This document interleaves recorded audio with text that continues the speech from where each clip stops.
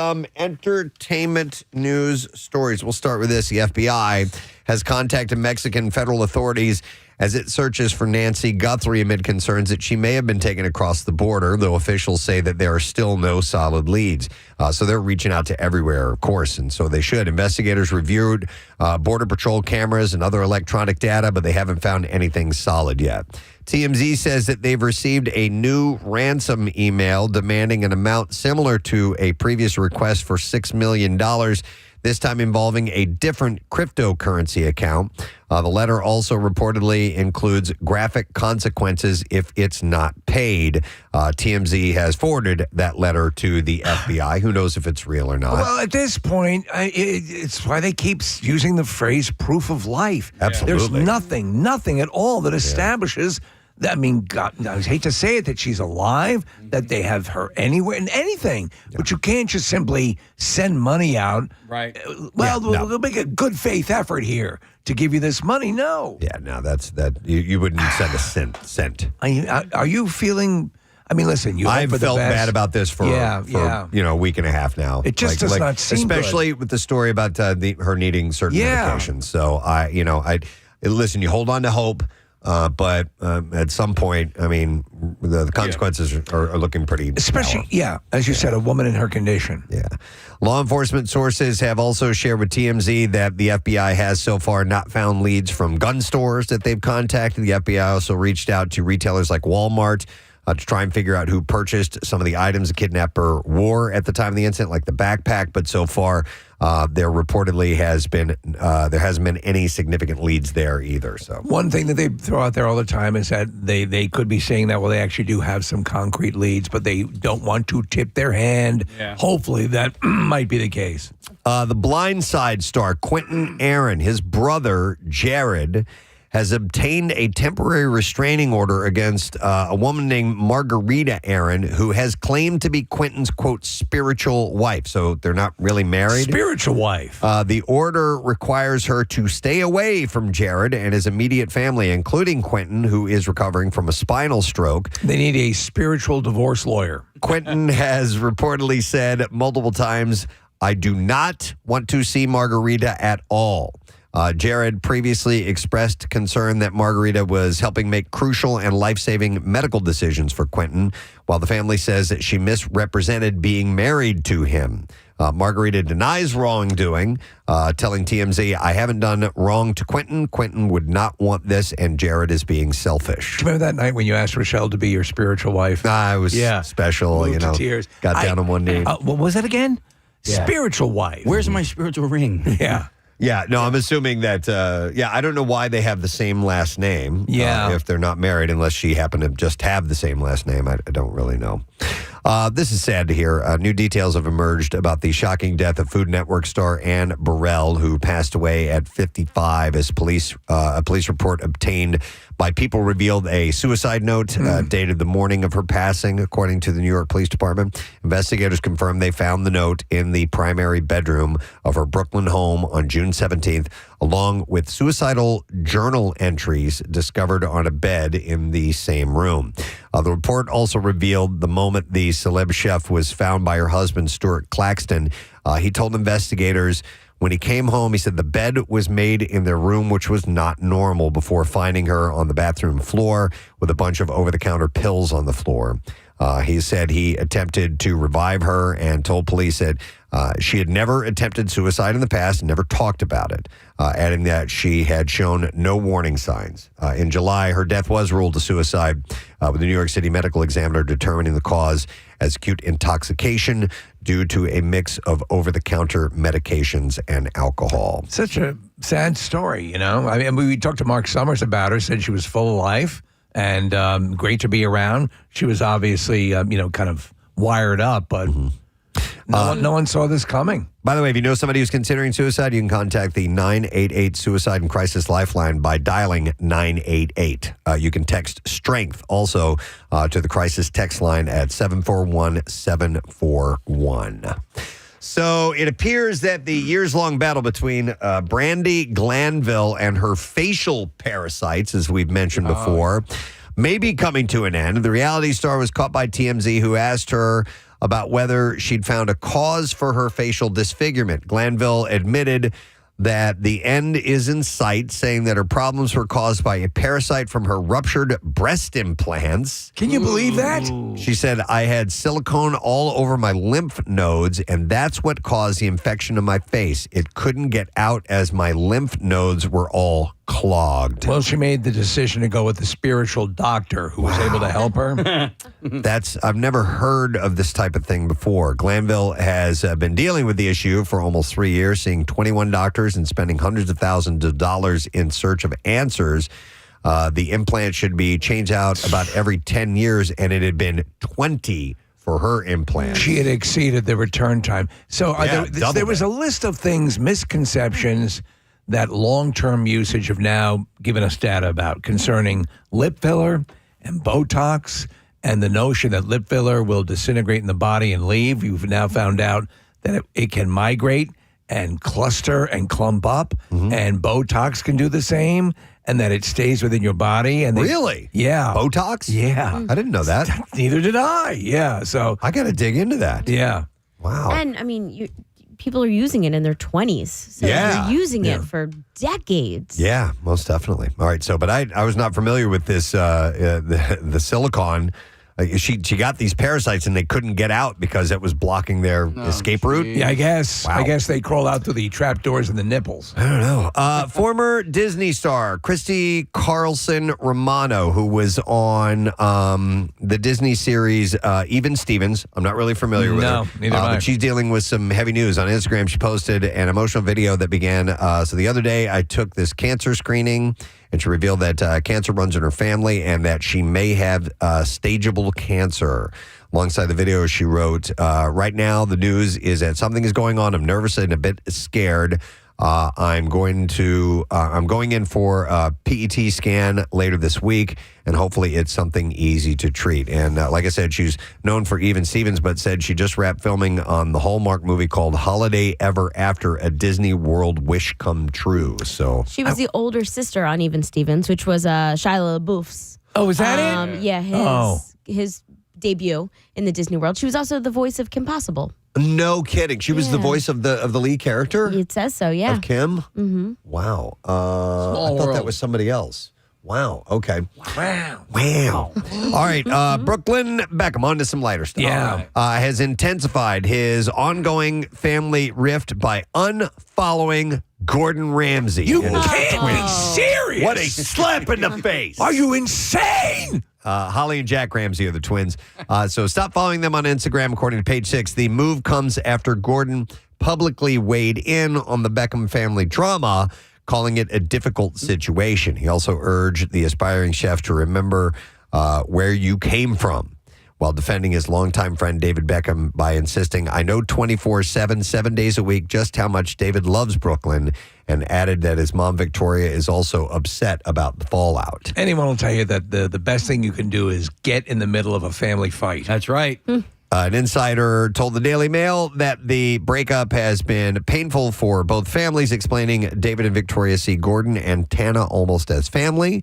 The kids all grew up together. The source added the Ramsays are very, very fond of Brooklyn, and that is very sad. These are people that he goes way back with. Do you have any information on what Rachel Ray is saying about all this? No, we'll get back to that. She said she declined to comment at this point, but just we're said waiting. delish. Gordon, who said that he and Brooklyn have messaged a little bit and maintained a solid relationship, ultimately made it clear where he stands. He said, I love him. His heart is incredible. So there's that. Bad Bunny has gotten his first starring role in a feature film. Wait, you know what? There's another story. Another Bad Bunny story?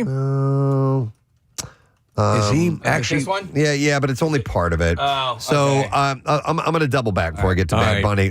But there was an official cause of death that was revealed for the Mask and Pulp Fiction actor Peter Green. Yes. He was found dead in his New York apartment in December, and authorities are confirming that he died by a gunshot wound. It was self-inflicted, but it was accidental. He shot himself in the armpit. Oh, no. Yeah, and it caught one of his arteries and he bled That's out. wild. Yeah. He was discovered after a wellness check was requested. Originally, we had thought he had OD'd, right? Yeah, it was a gunshot. So he had loud music playing, and that's why the neighbors called the police. It was Christmas music, and it was just like playing over and over for a long time, and they were like, something's going on. That guy always seemed troubled. But I don't know what, I don't know if he was cleaning it or if he was just mishandling it or loading it or whatever, but apparently it was they deemed it as accidental. When you're cleaning your gun at home, do you quickly tuck it under your arm? Actually, you know what? Maybe he was doing that. Like here, let me put this here real quick while I maybe futz with something else and yeah, possibly. It's I just bought these hinges and I want them. I bought in them. So, yeah, I thought that was pretty wild. That is wild. And sad news. Either way. Bad Bunny, here we go, back to this, has gotten his, first starring role in a feature film. The artist is set to lead the historical drama called Porto Rico, spelled Porto, so not Puerto Rico, Porto Rico. And this isn't his first time hitting the big screen in general. Of course, he's previously appeared in movies including Bullet Train, Caught Stealing, and Happy Gilmore 2. He will be joined by Edward Norton, Javier Bardem, and Viggo Mortensen. So it's a nice cast. Heavy hitters there. I don't know why they haven't approached him to play Peter Cottontail. It seems like a no-brainer, right? The film will be directed by Rene Perez Joglar in his feature debut, with the movie described as an epic Caribbean Western inspired by Puerto Rico's origins. In a statement, Norton compared the film's ambition to classics like The Godfather and Gangs of New York, adding that pairing Renee and Bad Bunny is going to be like a flame finding the stick of dynamite that it has been waiting for. So no big anticipation there. Yeah. So the trailer, for James Van Der Beek's final film is now out. It's called The Gates. It's a thriller. The late actor stars as an evil pastor named Jacob. And the story is a group of friends take a shortcut and end up in a gated community where they witness a murder. They find themselves targeted by a sinister pastor, played by Van Der Beek, and must face off against him and the neighborhood's suspicious residents to survive. The cast also includes Mason Gooding, Algie Smith, Keith Powers, and Brad Leland. I watch it. He looks really... He's good. He was a good actor. Really good. Yeah, and this sounds like the kind of thing he'd really enjoy doing. Yeah. While this is Van Der Beek's final movie, he also filmed a recurring role for Amazon Prime Video's upcoming Legally Blonde prequel series Elle, and that's coming out later this year. The Gates will hit theaters on March 13th, by the way. Kristen Bell is going to be joining Sonic the Hedgehog 4, and she's voicing fan favorite character Amy Rose, who was teased in the previous film's end credits. I don't know. I played the games years ago. Amy Rose from Sonic the Hedgehog. Yeah, neither do I. Yeah, Ben Schwartz, who voices Sonic, revealed the news on social media and said, "I could not be more excited. Please welcome the incredible Kristen Bell to the Sonic family." And where's my check? Shared that on Instagram. The Sonic series just passed $1 billion worldwide, with the third installment becoming the highest grossing entry with more than $490 million. I've never seen one of the movies. I saw a little bit of one. I saw the first one. It's fine. It's fine. Yeah. I heard that Jim Carrey's really good. He's really good. Yeah. The game Sonic itself, I found a lot of fun. I loved it. Massively kinetic. Yeah. Oh, I was deep into that when the Sega system came out. Yeah. I mean, we would sit and play that for hours. It was a solid one. Then one last story. Excuse me. Game of Thrones is getting a stage play. Wow. The Royal Shakespeare Company will premiere Game of Thrones: The Mad King, a stage prequel executive produced by George R.R. Martin at the Royal Shakespeare Theatre this summer. Set more than a decade before the events of the TV series, the play centers on a grand tournament at Harrenhal as tensions rise. In the shadows of the tournament, a treasonous plot against the Mad King begins to move forward. Martin said in a statement, "For my work to now be adapted for the stage is something I did not expect, but welcome with great enthusiasm and excitement." So this is essentially them at summer camp. Yeah, it's probably. Yeah. He said, "Theater offers something unique, and it'll be thrilling to watch the events of this new play unfold in a live environment. I'm so excited for both fans of the series and perhaps people who have never picked up one of my books to experience this new story in a theater." So I wonder how bloody they'll get with it because it's kind of expected, right? Yeah, I was watching Blood and Huge Dongs, Knights of the Seven Kingdoms, and I watched the first couple of episodes, and I'm like, okay, this isn't gotten bloody or anything like that. And so what turned Rochelle off to Game of Thrones initially was all the gore, and so I'm like, well, why don't you watch these first couple episodes with me? And we did, and she liked it a lot. There you go. The most recent episode came out. That's there you go. That's Daddy's when the gore home. came. She's like, I'm out, dude. And it was gnarly. There were a few where I was like, I was turning my head away going, oh, man. So. More dong. Yeah. All right, we're ready to play clips now. The night agent follows an FBI agent trekking the globe to hunt a rogue agent. Let's see if I can say agent one more time. Yeah, there's a lot of agents. Here, Gabriel Basso shares what it's like shooting the show in Istanbul. One of my favorite cities I think I've ever been. It's a beautiful sort of city. It's a beautiful culture. The people there were great. We got a lot on camera that I think it will shock a lot of people. Shut up, dummy. All episodes of season 3 of The Night Agent are streaming today on Netflix. Here's our Was next that the one that Tom Hiddleston was in? No, that's the I forget the night agent is it's a guy. He sits at a desk for a little while. He's like in the CIA. No, but then he gets a call, and then the next thing you know, his is like I forget. All right, Ryan remembers. Sorry, I'm looking for something. Yeah. Go ahead, The Ryan. Night Manager. The Night Manager. That was the one I went to go watch the second season, and the Night Manager Didn't exist. No.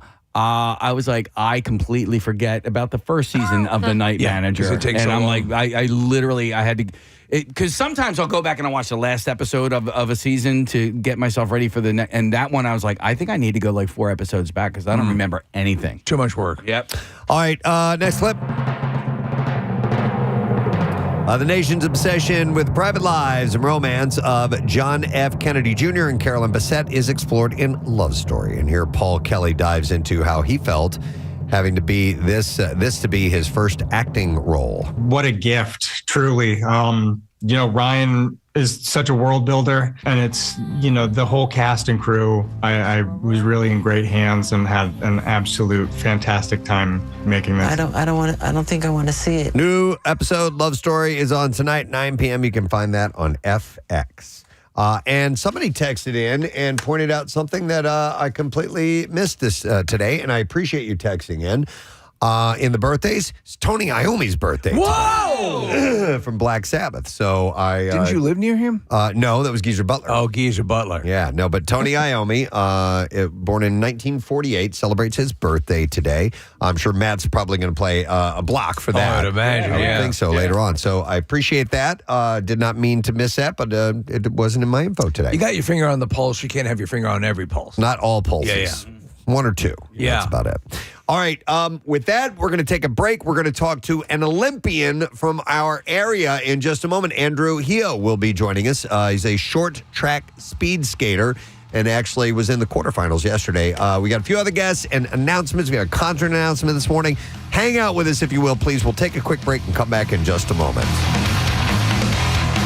Business, and you haven't noticed it, and it's too late. It says a wasteland of bacteria and shame. Oh, boy. It's time then to search for a hidden reservoir of paper on your person. Check your pockets and your wallet for anything that could be used. That dump just cost me $150. Well, it goes through some Really? options here. So, All right. Starts with tissues. So this one's pretty obvious. Of course, if you have a pack of tissues in your coat pocket, your toilet experience won't be so traumatic. Do you have tissues with you? Do you have a handkerchief with you? I don't. I have tissues in my bag. Ladies usually do in their bag. So walk over to the ladies' room with your pants around your ankles. You could do that if you're desperate. All right, how about this? And I never would have thought of this. Receipts. If you went to CVS right before you hit the loo, you're good to go. you're in luck. You can wipe for days. You can wipe other people's butts. It says paper receipts aren't ideal. No. But they can get the job done. It says, sure, you might not be able to return those ill-advised impulse purchases, but you will have defeated entropy for one more day, and that's not nothing. So if you have that, you're available. Now, how about this? Wrappers. I don't see. Okay, I hear this. I never have any of this. Similarly, yeah, but you may, at that moment, you may have just stuck something into your pocket. You may have just picked something up, and you might have it in your pocket. It's worth looking for. All right. Similarly, candy wrappers or other packaging that you've got in a bag or in your pocket may also provide a bit of emergency relief here. And then, Steve, the one that you mentioned at the top, cash. Says, yes, that makes this the most expensive public restroom you've ever used, but wasting a few $1 bills might be worth it in this instance. If you don't have any singles, you're going to have to engage in a very serious conversation with yourself regarding the price of your dignity. Man, would it be better to keep a couple of blank checks in your wallet? Oh, man. I don't know. Maybe. I'm going to go to some calls and I'll come back to a couple of other ideas. Well, actually, let me get to these ideas because some of them have to do with people, what people are saying and when they call in. So another one says you can do a make a do-it-yourself bidet. So this was something I was wondering about because listen, you've now become subhuman, but you've got to do everything you can to clean yourself properly and leave there with some peace of mind. Mm-hmm. So do you have to think, okay, the water in the toilet. Right. All right. So is that where we're going? No, not at first. It says if you happen to have a bottle of water on you, all right, consider using it to clean up without paper. Water is pretty effective at this, which is why billions of people around the world use it instead of or in combination with toilet paper. So this could be a choice. For me, I always go to the bathroom and I bring a pressure washer with me. Oh, good call. So I would use that first. If you had to, I think you can flush the toilet. Yes, exactly. And then you have a fresh bowl of water. Yes, exactly. You're going to have to use your hand. Yes, but you could wash your hands once you get out. You can wash your hands as soon as you get out. In fact, you dive over to that sink. So you that is one of the last ditch. Desperation moves. Can I say I think we're saving lives here today? I think we're saving lives because these are legitimate. When you encounter it, you're going to say, oh, this is frivolous talk until you find yourself perhaps, and God, I hope it doesn't happen later on today, having to manually bidet your ass with toilet water. Well, that's how some cultures will do it. Absolutely. I mean, my friend she spent a long time in India.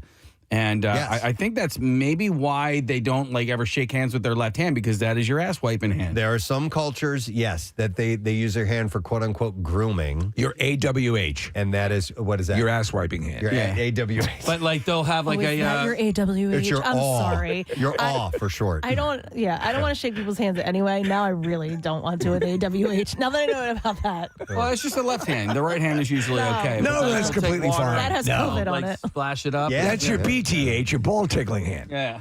Kathy. All right, and then your BTH. And then finally, and this is the one a lot of people are calling and texting about, sacrifice your wardrobe. Yeah. No, get the hell out of here. No. What? No. This is the dumbest story ever. This is not happening. Did you not just hear Kathy, save lives. People honestly agreeing that we're saving lives? Honestly, what? What would you do? This isn't going to happen. She would wait. She would stay. Such a denier. She would stay in the stall until the building was demolished. Let's say you had an emergency, I got to get to the toilet right now. I have no choice. Home. And I would. You're going to crap your pants, is what I'm saying. I'm not going to crap. I don't have situations where I'm going to crap my pants. That doesn't happen. She's not realistic. No, I am realistic. I don't have situations can will it to happen. Crap my pants. She will make it go back up. There are times, but I will tell you because the what if you're sick? Well, hold on. All the time. If I go into a public restroom, I check first if there's toilet paper, because not for what you guys are talking about, just going to the bathroom, urinating. Sage advice. If I don't have toilet paper and I have wet underwear, it ruins my day. It's so uncomfortable. Okay. So I check every time I go in here. If I'm at Target, wherever I am, a concert, whatever it is, I will check when I go into the stall if there's toilet paper there. So she's saying something that really is the first step. Well, yeah. That you and while you may not think about it, make sure you check. Now, this is obviously we've gotten past that, and you didn't. But you can head all this off of the past if you make sure that you have, and if it's not in your stall or whatever, go to the stall that has it, or work out your things ahead of time. But Kathy, you're in a situation as where Preston said, let's say you have you just got food poisoning. It came on you like a bolt of lightning, and would you? Apparently that has never happened to her in her 30 years. How would you extricate yourself from the scenario? But that would be a pretty unfortunate string of events that you all of a sudden have food poisoning and no toilet paper and you're out of your house. Yes. Like I just don't see and you're it in a happening. foreign country. And listen, I understand it might happen to some people. You're in India. Hopefully that never happens to me. And you've sprained your AWH. So anyhow, if it did happen to you, Kathy, you might consider this, okay? All right, yes. Always wear something you don't like. Using your socks. And this goes in kind of like an order of what you might want to go to. Let me ask you, have you ever, under the stall, pulled the sock off someone in the stall next to you? I need this. Yes, I've not. I need this badly. I'm going to be taking this. I mean, this has happened to me in my home. It's not even a private, restroom or I'm you sorry, really have no a public excuse restroom. to wipe your clothing in your own home. But I have gone into the bathroom, sat down, started my business. Oh my God, there's no toilet paper. Right. Because apparently I'm the only one in the entire household who replaces any toilet paper. So clothing, let's go the hierarchy, Preston. Socks. Start with that. Number one. It says your best choice once you've hit this bottom because they come in pairs. And once you're done cleaning up, you can carefully insert the dirty sock inside its mate, making it easy and relatively sanitary for the garbage. So you could take your other sock, you put the dirty sock in the clean sock, throw it in the garbage can, and you're done. And then you're good to go. And listen, you were going to lose the other sock anyway because you look very sort of stylish in a Bruno Maglia, right? Maglia, what do they call it? Hey, so would you use the inside of the sock or the outside of the sock? I would inside, softer, so you can still wear them. Okay. I think the inside is a little softer. Than a sock wouldn't be my first choice. I think I would use suit jacket. Suit jacket first, because I hate suit jackets. All right. Next would be underwear. Yeah, I would probably go underwear first. Reasoning that your underwear, your underpants are going to be ruined anyway if you do nothing. Maybe make their sacrifice really count. But Casey, dude, I wear Tommy John underwear. I like good underwear. I hear you. So sue me because I spend a lot of money on my underwear, but they're really expensive. Wait a second, though. I want to ruin my underwear. He does make a good point, Casey. I would actually say that a good pair like Tommy John, and I agree with you 1,000%, Preston, how comfortable they are. They're I think they might be softer than your socks, than your average socks. You should really try they're way more expensive, so I wouldn't want to do that. You should really try Fruit of the Loom breathables. They're great. They're very, very comfortable, and they're not as expensive. But the sock is dirty. It's around your. Have you not understood the parameters of what's happening here? I understand. Yeah, this is no time for that you can pie in the sky thinking that you have. You can worry about cleanup later. Yeah. All right, and then finally, it says using your undershirt. If you're wearing an undershirt or layers of shirts, maybe you don't need all of them. Yeah, probably not. Well. What about the tie? Ties can be really expensive. Doesn't matter. So it all depends. This is your human dignity. How much is that worth? But given a sock over a tie, I'd do the sock. Socks are cheap. All right. You know what if you take the tie? Yeah. And Garrett, the guy in the stall next to you, and steal his socks. Exactly. And there you go. Now, here it says one final note. Whatever you wind up using in the situation, with the exception of toilet seat covers, do not flush it down the toilet. No, horrible. Even paper products like paper towels or tissues shouldn't be flushed because they won't disintegrate like toilet paper. Tissues are designed to withstand explosive sneezes, after all, and persist for a long time, clogging time in our sewer systems, for example. And if you do have to resort to one of these desperate measures, steel yourself and walk the remnants to the garbage. They have left out hats and weaves as possible wiping material. One? Hats and weaves. Oh, weaves. Yeah. Talk about expensive. Steve, listen, the things that people will flush down the toilets. I have a friend of mine who Plumber? No. He works for Public Works. Okay. And there was a pump house near this housing development, and he said, because there was like big time backups and stuff, and they had to go put in a whole new system. He said, you wouldn't believe what he found that people flush down the toilets, like baseballs, lacrosse balls, baseballs, dildos. Really? Yes. Yeah, I People remember are you telling flushing me that. these things down the toilet. That's the garbage disposal for your dildos, right? Exactly. Yeah.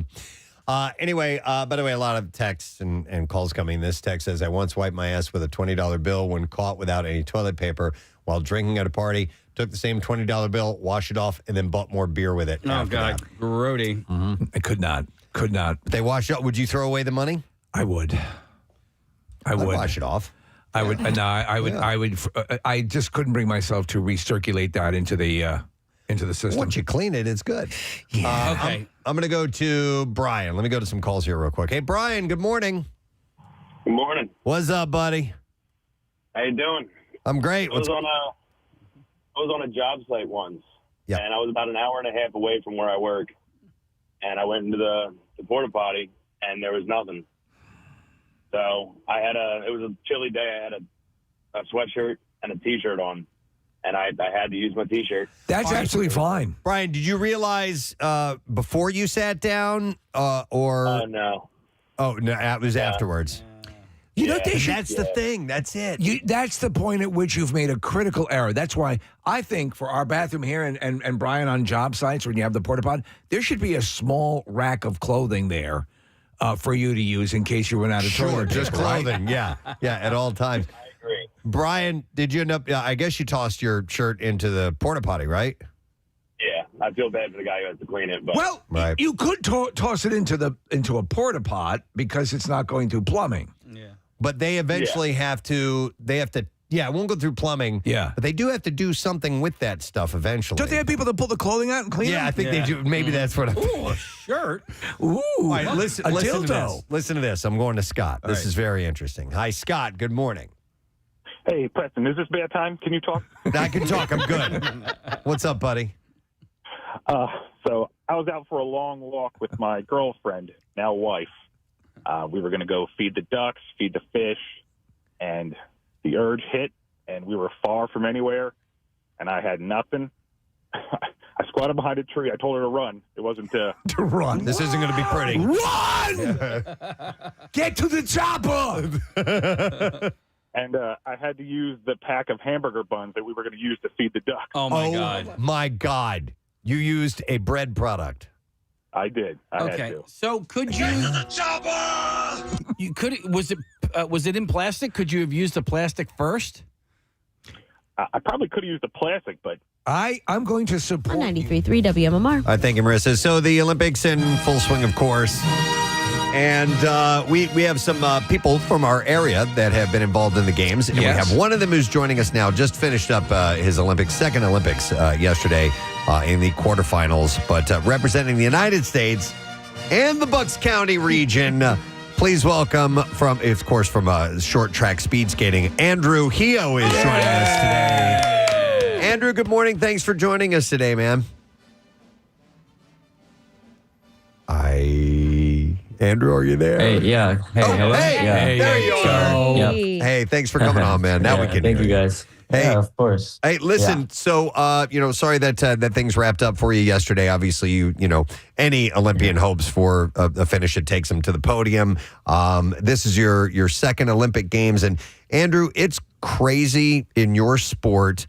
Casey, our producer here, was just talking about the minuscule fragments of time that can mean victory or defeat. And it's just, you guys it was so close. How do you feel? Obviously you'd rather, walk away with a medal, but do you feel pretty good about how things went anyhow? Yeah. I think it wasn't exactly obviously what I wanted. And, like you said, every Olympian goes in with the goal to, medal. But I think given, all the circumstances, I felt pretty good about my abilities, how I felt in the races and everything. So that was a big confidence booster, just kind of going into these Olympics and actually coming out of it that way. But yeah, I think just regardless of the medal, I think I'm still proud of what I was able to do. And being able to obviously share it with my family this time around was super special. Yeah, you should feel delighted in your own performance, because I mean, this is something you've been working on since you were a little kid. 6 years old is when you began in this sport, and have taken it to the ultimate elite level that one can get to. So I'm sure your parents are proud of how you've blossomed through all these years, because they've spent a lot of time with you involved. A lot in of this money, training. a lot of time. Yeah, no, for sure. I think it's just something that I didn't realize as a kid, but I only realized once I grew older is the amount of dedication and support and sacrifice that it took to fuel my dream along with theirs as well. But yeah, I think I would say once I grew older and matured a little bit, I think that's when I kind of realized that it does take a lot on the parents' part, and so that's kind of also what kind of got me out of my plateau was that, and that kind of lit a fire. And then once that happened, I was really able to improve and really get to where I am today. Well, let's talk about your parents, and obviously your father has this his auto repair facility we've learned about, with your pictures all over the place, and the 3-hour travel times to the facility in Maryland, and traveling that a couple of times a week. How actively are you going to dissuade your own children from pursuing Olympic? Yeah, I definitely, when people always ask me, are you going to make your kids skate? I always tell them no right away. Just because of all that. But I mean, actually, honestly, if they really want to do it, I think I would be, willing to let them try. If they really, really want to do it, I think I would let them try at least once. And then, what better teacher, right? Yeah, absolutely. Yeah. Andrew, I want to ask, because obviously you have a uniform that you have to wear, that you get fitted for and all that stuff, but you can sort of show off your personality with your helmet, and your helmet is badass, and it looks like it was who airbrushed your helmet for you?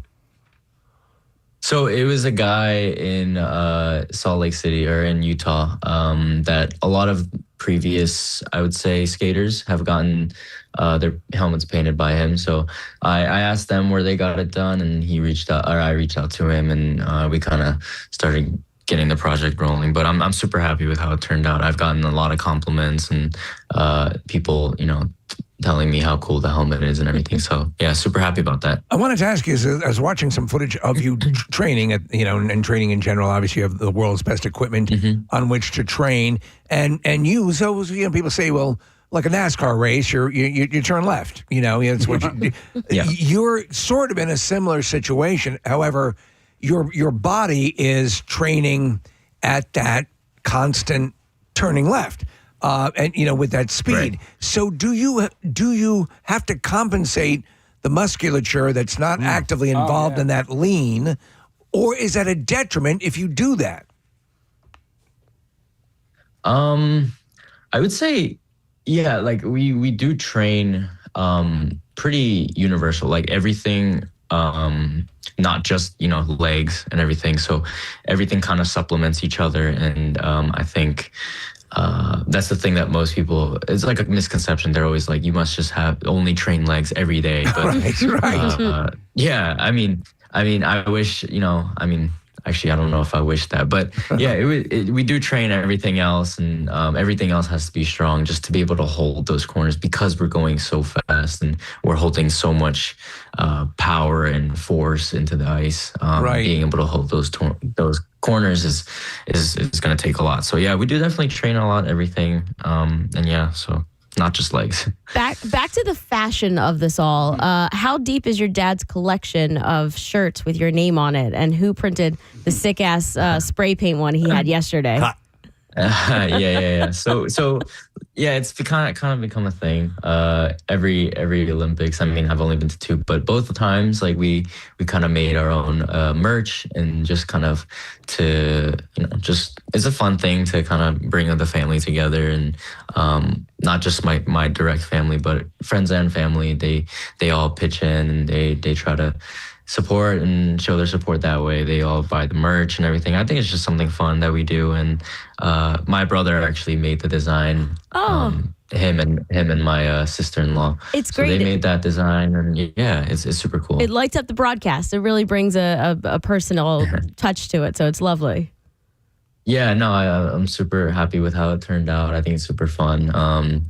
And yeah, I think I'm going to keep doing it. Obviously, if I keep going in the next games. But yeah, I think it's just something fun that we like to do and something that kind of like makes it feel like a team, Team Heo. So, yeah. Hey, Andrew, I had a question about, speed skates, the actual skates that you use, because looking at them, and I've only seen them from afar, they look like razor blades. I mean, they look like razor blades on the ice.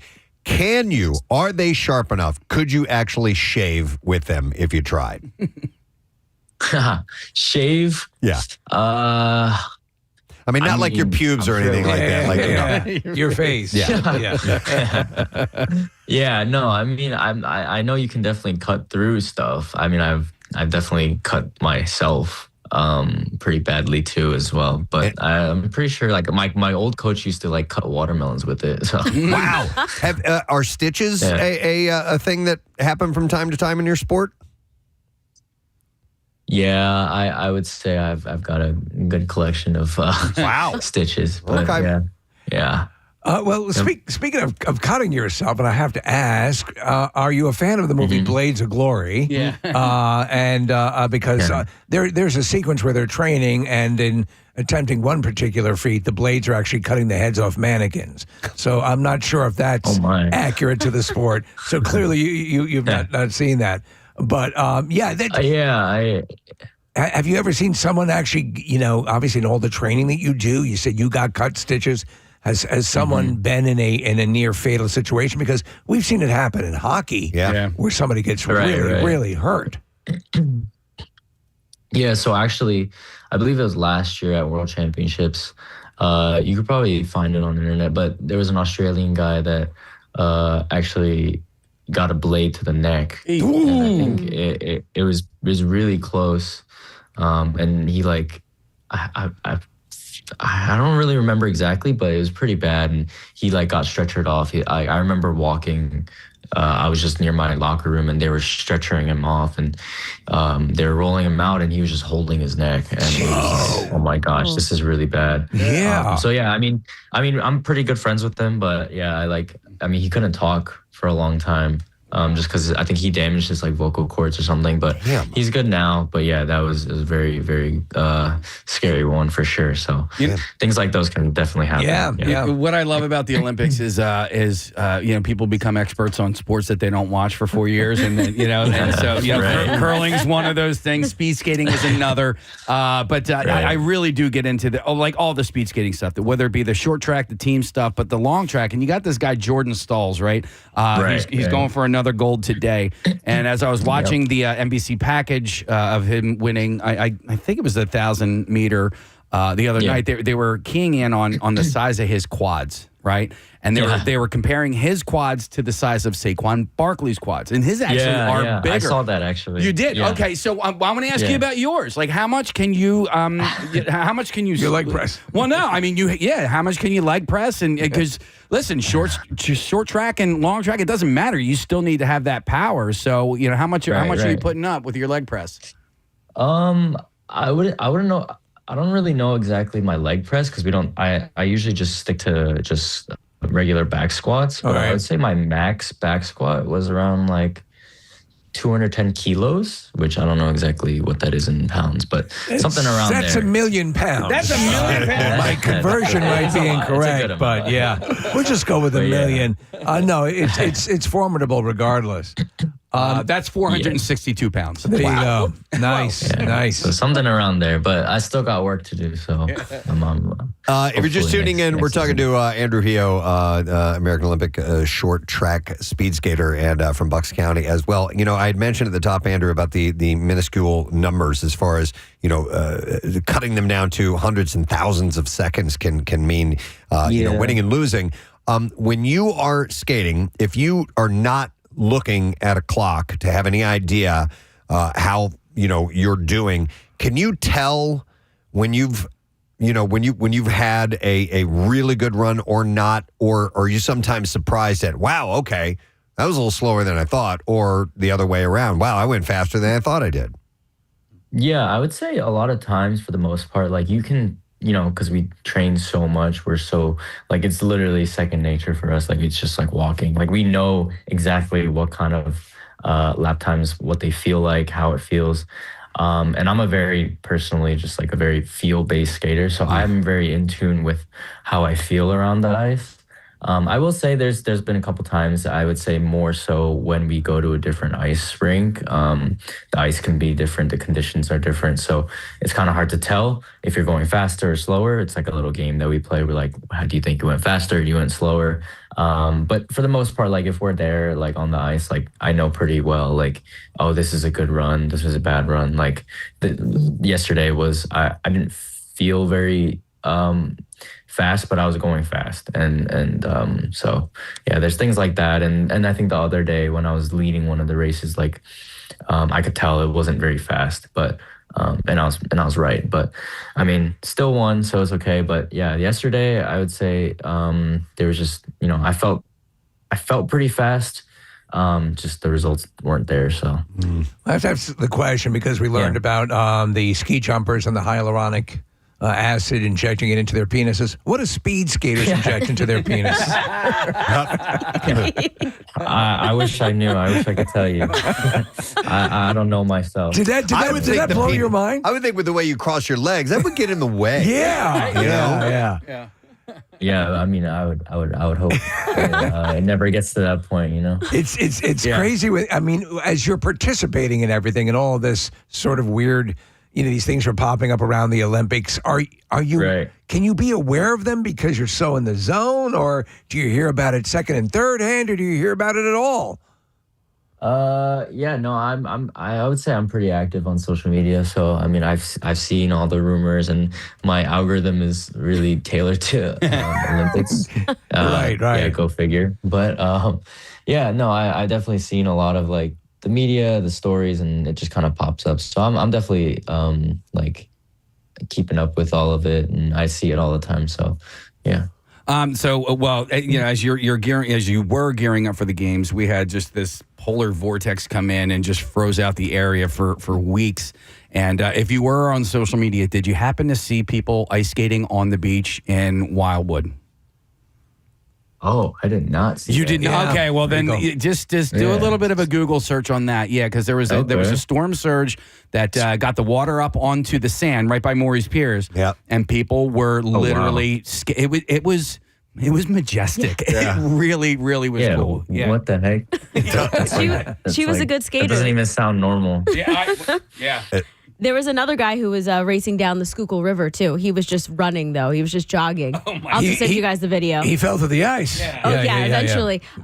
Speaking of viral trends, have you tried the Olympic ring pasta that they're offering in the village? Oh, yeah. I saw that. I literally, that day is when my family came. So I left the village when they were serving it. But I did see, like, the boxes and everything. Like in the cafeteria in the dining hall, which was super cool. But yeah, I'm from what I've heard, I mean, it's the same kind of pasta. It's just shaped differently. Go figure. Yeah. Did you get to try all the other pastas, or is that not really on your diet? I imagine you're trying to keep your weight on track.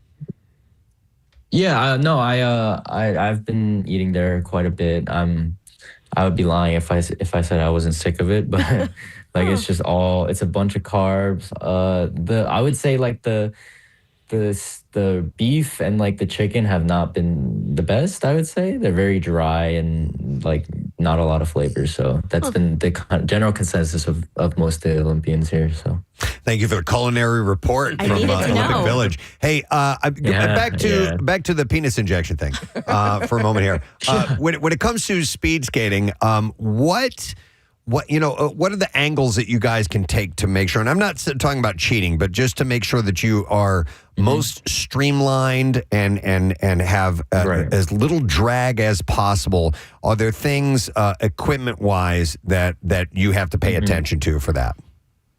Yeah, no, for sure. I think each sport in itself, not just speed skating, has like different niches, I'm sure, to give you advantages.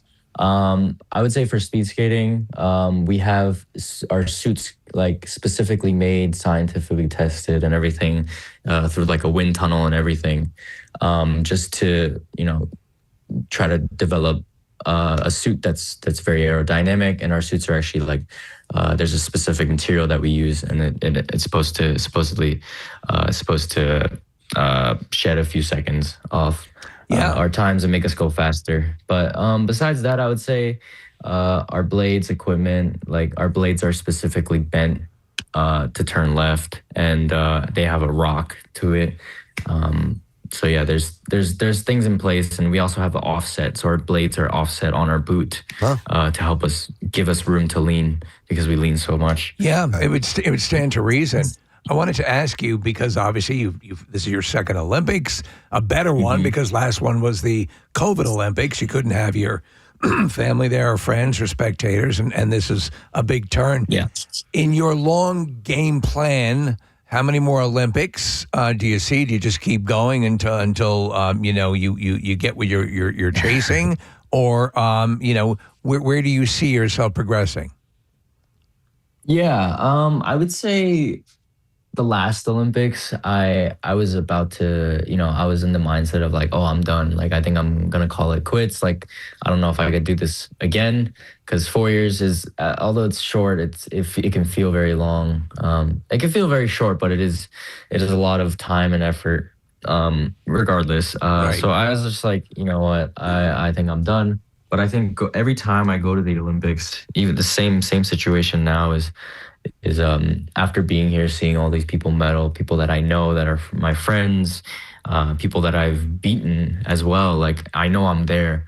Seeing that, I think, especially this time around, I'm already pretty motivated to kind of keep going, at least for one more. Right. But I think the mindset I'm going to have, what I've been telling everybody is I'm going to take it year by year, because I think thinking too far in the future, 4 years is a lot to deal with. So, yeah, my mindset, definitely, I do want to keep going. I want to see what I'm able to do. I'm a bit more hungry. I'm a bit more motivated to hopefully be on the podium. Good, nice. Good. So, Andrew, what are the plans from here on out, since you're done competing? Yeah, so last Olympics, I didn't end up going to World Championships, which is after the Olympics. Maybe, I think it's in like 3 weeks, 2 weeks after I get back home. Oh, we just lost your signal there for a second. So this year, my plan is to go to the World Championships. Hello? Yeah, we got you now. You're back. Okay. All right. Yeah. Yeah. So there's World Championships. My plan as of now is to go to World Championships in a few weeks. But we'll see once I get back how I feel. If I don't really feel up to it, like I might not go. But as of now, I'm planning to go to World Championships, and then after that, it's a lot of break and rest and trying to kind of get away from the sport for the long amount of time I've been in for the last 4 years. So have some turkey legs and 7-layer cake. No, I'm trying to go to Wawa as soon as I get home. Perfect. Nice. All right. Well, listen. Enjoy the rest of your time there. Safe travels. Thanks for not only representing the country, but the greater Philadelphia area as well. And we're very proud of you, Andrew. Thanks so much, man. Yeah. No. Thank you guys for having me. Super.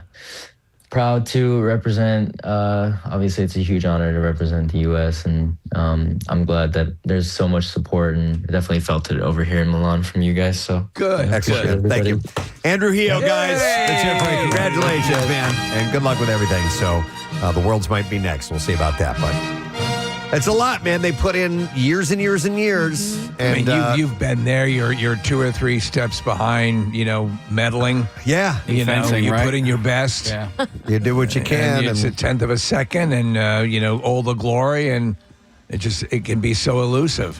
That's why I think people are so intrigued by curling, because I think that is the one Olympic sport that most people are going, I could do that. Well, also the luge, I think a lot of people think as well. You know, it seems to be. Wait, Sorry, it's so funny that you bring up both of those because I went to an event at the Comcast Tower last night and they had both of those events. Curling in the luge? Seriously, that you could try out. And simulators. Yeah, simulators. So Okay. one was curling just on like sport court. You could toss a stone and I was terrible at it. And then I tried the luge and it was the hardest thing I did. I was sweating in the Comcast Tower around all these people in like nice suits and dresses. It's more difficult than it looks, for sure. Yeah, I mean, with curling, yes, I mean, you can physically, as a human being, do that. Now, it doesn't mean you're going to be any good at Right. it, but speed skating, downhill and things like that, probably not going to take practice, unless you're a skier, Yeah. There are some events where not only am I amazed at like how good these people are, but like that they even try it to begin with. And I'm talking about the ski jumping, and then that there's another ski jumping thing where they do like the crazy flips and stuff like that. Yeah, the big air stuff. Yeah, the big air stuff. I'm like, why would anybody do that? I mean, this ski jump, imagine how long you're airborne, traveling like a rocket. Yeah. I mean, listen, we all grew up on the wide, wide world of sports. Yeah. And the classic Wipeout. The agony of defeat. The agony of defeat is depicted by that sport. I watched that the other day. That guy might have been from like Luxembourg or something like that. I was watching the actual run, and you're like, ooh. But you know what? A good movie to watch to get you into the mind frame of somebody is that movie about Eddie the Eagle. Eddie the Eagle, with Taron Egerton. Taron Egerton and Hugh Jackman is actually really, really good. And this guy was just like, I'm going to take a shot at that. Yeah. I'm going to try it. You know, and you find the right people who train you and have the facilities, and you see if you can give it a go. What was the time period of that? The 80s. 80s, Okay. Yeah. I remember that. And I do as well. There was a little song that was written about him too. That I don't remember. Yeah, Fly Eddie. It was Fly like an Eddie. it was something along those lines. But it was Eddie the Eagle. Wow. I mean, to even give that a shot. Yeah, I would like to go to Lake Placid sometime and do. They will allow, or at least they used to, people to go down the bobsled track. Yeah. With obviously a professional. They still do, is my understanding. I would love to do that, man. We went up there a couple summers ago. It's really beautiful up there in the Lake Placid area. So placid. And it is, yeah. And By the lake, but did you do any of those? Well, it was summertime, so none of the winter activities were available, but you could go into the Olympic track because it's just sitting there, and there's people training, but it's pretty empty. All right. Well, anyhow, so Andrew's on his, he's going to stay for closing ceremonies, which, by the way, I don't know when those are. Does anybody know? 2 weeks. Is it that long out? It's kind of the end of the 2 weeks, so I imagine it's this weekend at some this point. is coming up soon. Yeah. Two weeks. because like the hockey gold medal final is on Sunday. And then Snowman Building. Snowman Building. I don't By know the way, when that is. ladies hockey team is just bad. They're badass. Yeah. They are awesome. Ryan? Closing ceremony this Sunday, the 22nd Okay. at 8:30. So I was close. Yeah. You're only a week and a half off. Yeah, so are you going to tune in for the gold medal game today? The face-off's at 1:10. Maybe. U.S. versus Canada. Yeah, definitely. But I've been enjoying that. Women's hockey has been, the past 15, 20 years or so has really taken on, a real momentum. Come into its own. And they're badass. So I'm looking forward to seeing that. All right. Well, anyhow, it was cool talking to Andrew. Let's take a quick break. Come back in a second. We have some bizarre file stories teed up for you. A little bit later on this morning, a concert announcement, and Ali Siddiq will be joining us. So we'll be right back. Stay with us. Of the bread. I think that probably on a more natural level would be better. And even with this knowledge, this woman married you. She's a keeper. She did, yes. Thank you. Yeah, absolutely. Wow. And then it says here on my screen, there was some other situations. Oh, yeah. I did landscaping for a number of years, and when there's nothing out there on a job site, and it's in the middle of winter, and there's no paper, there's nothing, I just rolled up a couple snowballs and washed it. Snowballs. I thought you were going to say Never like considered a that. shrub. My God, Scott. A snowball would work. Yeah, but think about The cold. Yeah. How funky was that? It was awful. The homeowner actually came out, and my boss told her what was going on. She was a friendly lady. And she said, that must have been one cold poop Oh my God! Let me ask you, just on a basic level, Scott. How do you have intestinal issues, or were we talking panic situations here, like you're sick? It was. I used to have some pretty good intestinal issues before I got taken care and because when that happens, people don't realize. But listen, there's nothing you can do. Working though, landscaping though, if you're out all day long. And I would imagine a lot of times people aren't home. You can't say knock on the door and say, "Look, I'm having an emergency. I apologize." And you probably don't want to do that anyway. I would imagine you find yourself in a situation where it's like, "All right, pardon the pun, but I got to make do. I got to make this happen." You better skim your pool. Yeah. All right, thanks, Scott. I appreciate it. I'll bet you construction workers, guys out in landscaping, snipers. Maybe, yeah. No, but I'll bet you that group of people have to deal with this more than anyone else. Because your options are much more limited. Mm-hmm. Yep. I would always be wearing a wiping shirt. Case, we don't have much time, right? No, damn it, we're just cracking the surface on this. I know. Let me see We're here. changing lives. What is this? All right, let me go to Dan. Hi, Dan. Good morning. Good morning, guys. How you doing? Good. What's up, Dan? Okay, so when I first got together with my now wife, I was born in Kansas, and I wanted to take her. We were going to visit family, and I wanted to take her to the river where we spent my stomping grounds when I was a kid. We used to go fishing, swimming, you know. It's awesome. Yes, how romantic. It was going to be great. So I thought, so we get down there, and, you know, we're walking around, and I'm like, yeah, this is where I used to, She's looking at me, and I'm like, well, I'm sorry. You know, so I'm actually using the car that my mom lent me, you know, while we were there visiting. Oh, it's beautiful. Opened the door to the old Chrysler Sebring drop top, and I thought, well, I don't have anything. And I'm looking around, I'm like, Mom's beanie it is, you know. Mom's beanie? Yeah. She had a hat in the car, and that's it. I used the hat. I had to, man. I do construction too, so I'm telling you guys, it's a rough life, man. I know. I have no doubt. When you have to use your beloved mother's beanie. God rest her soul. No. Thank God Grandma wasn't in the backseat. Your skin's kind of papery. Oh, my God. Yeah. Dan, that's... My wife looked at me, and I'm like, I'm so sorry. All right. Thanks, Dan. Rabbi, I'm going to ask you a question. Yeah. You don't have to say yes. Oh, my God.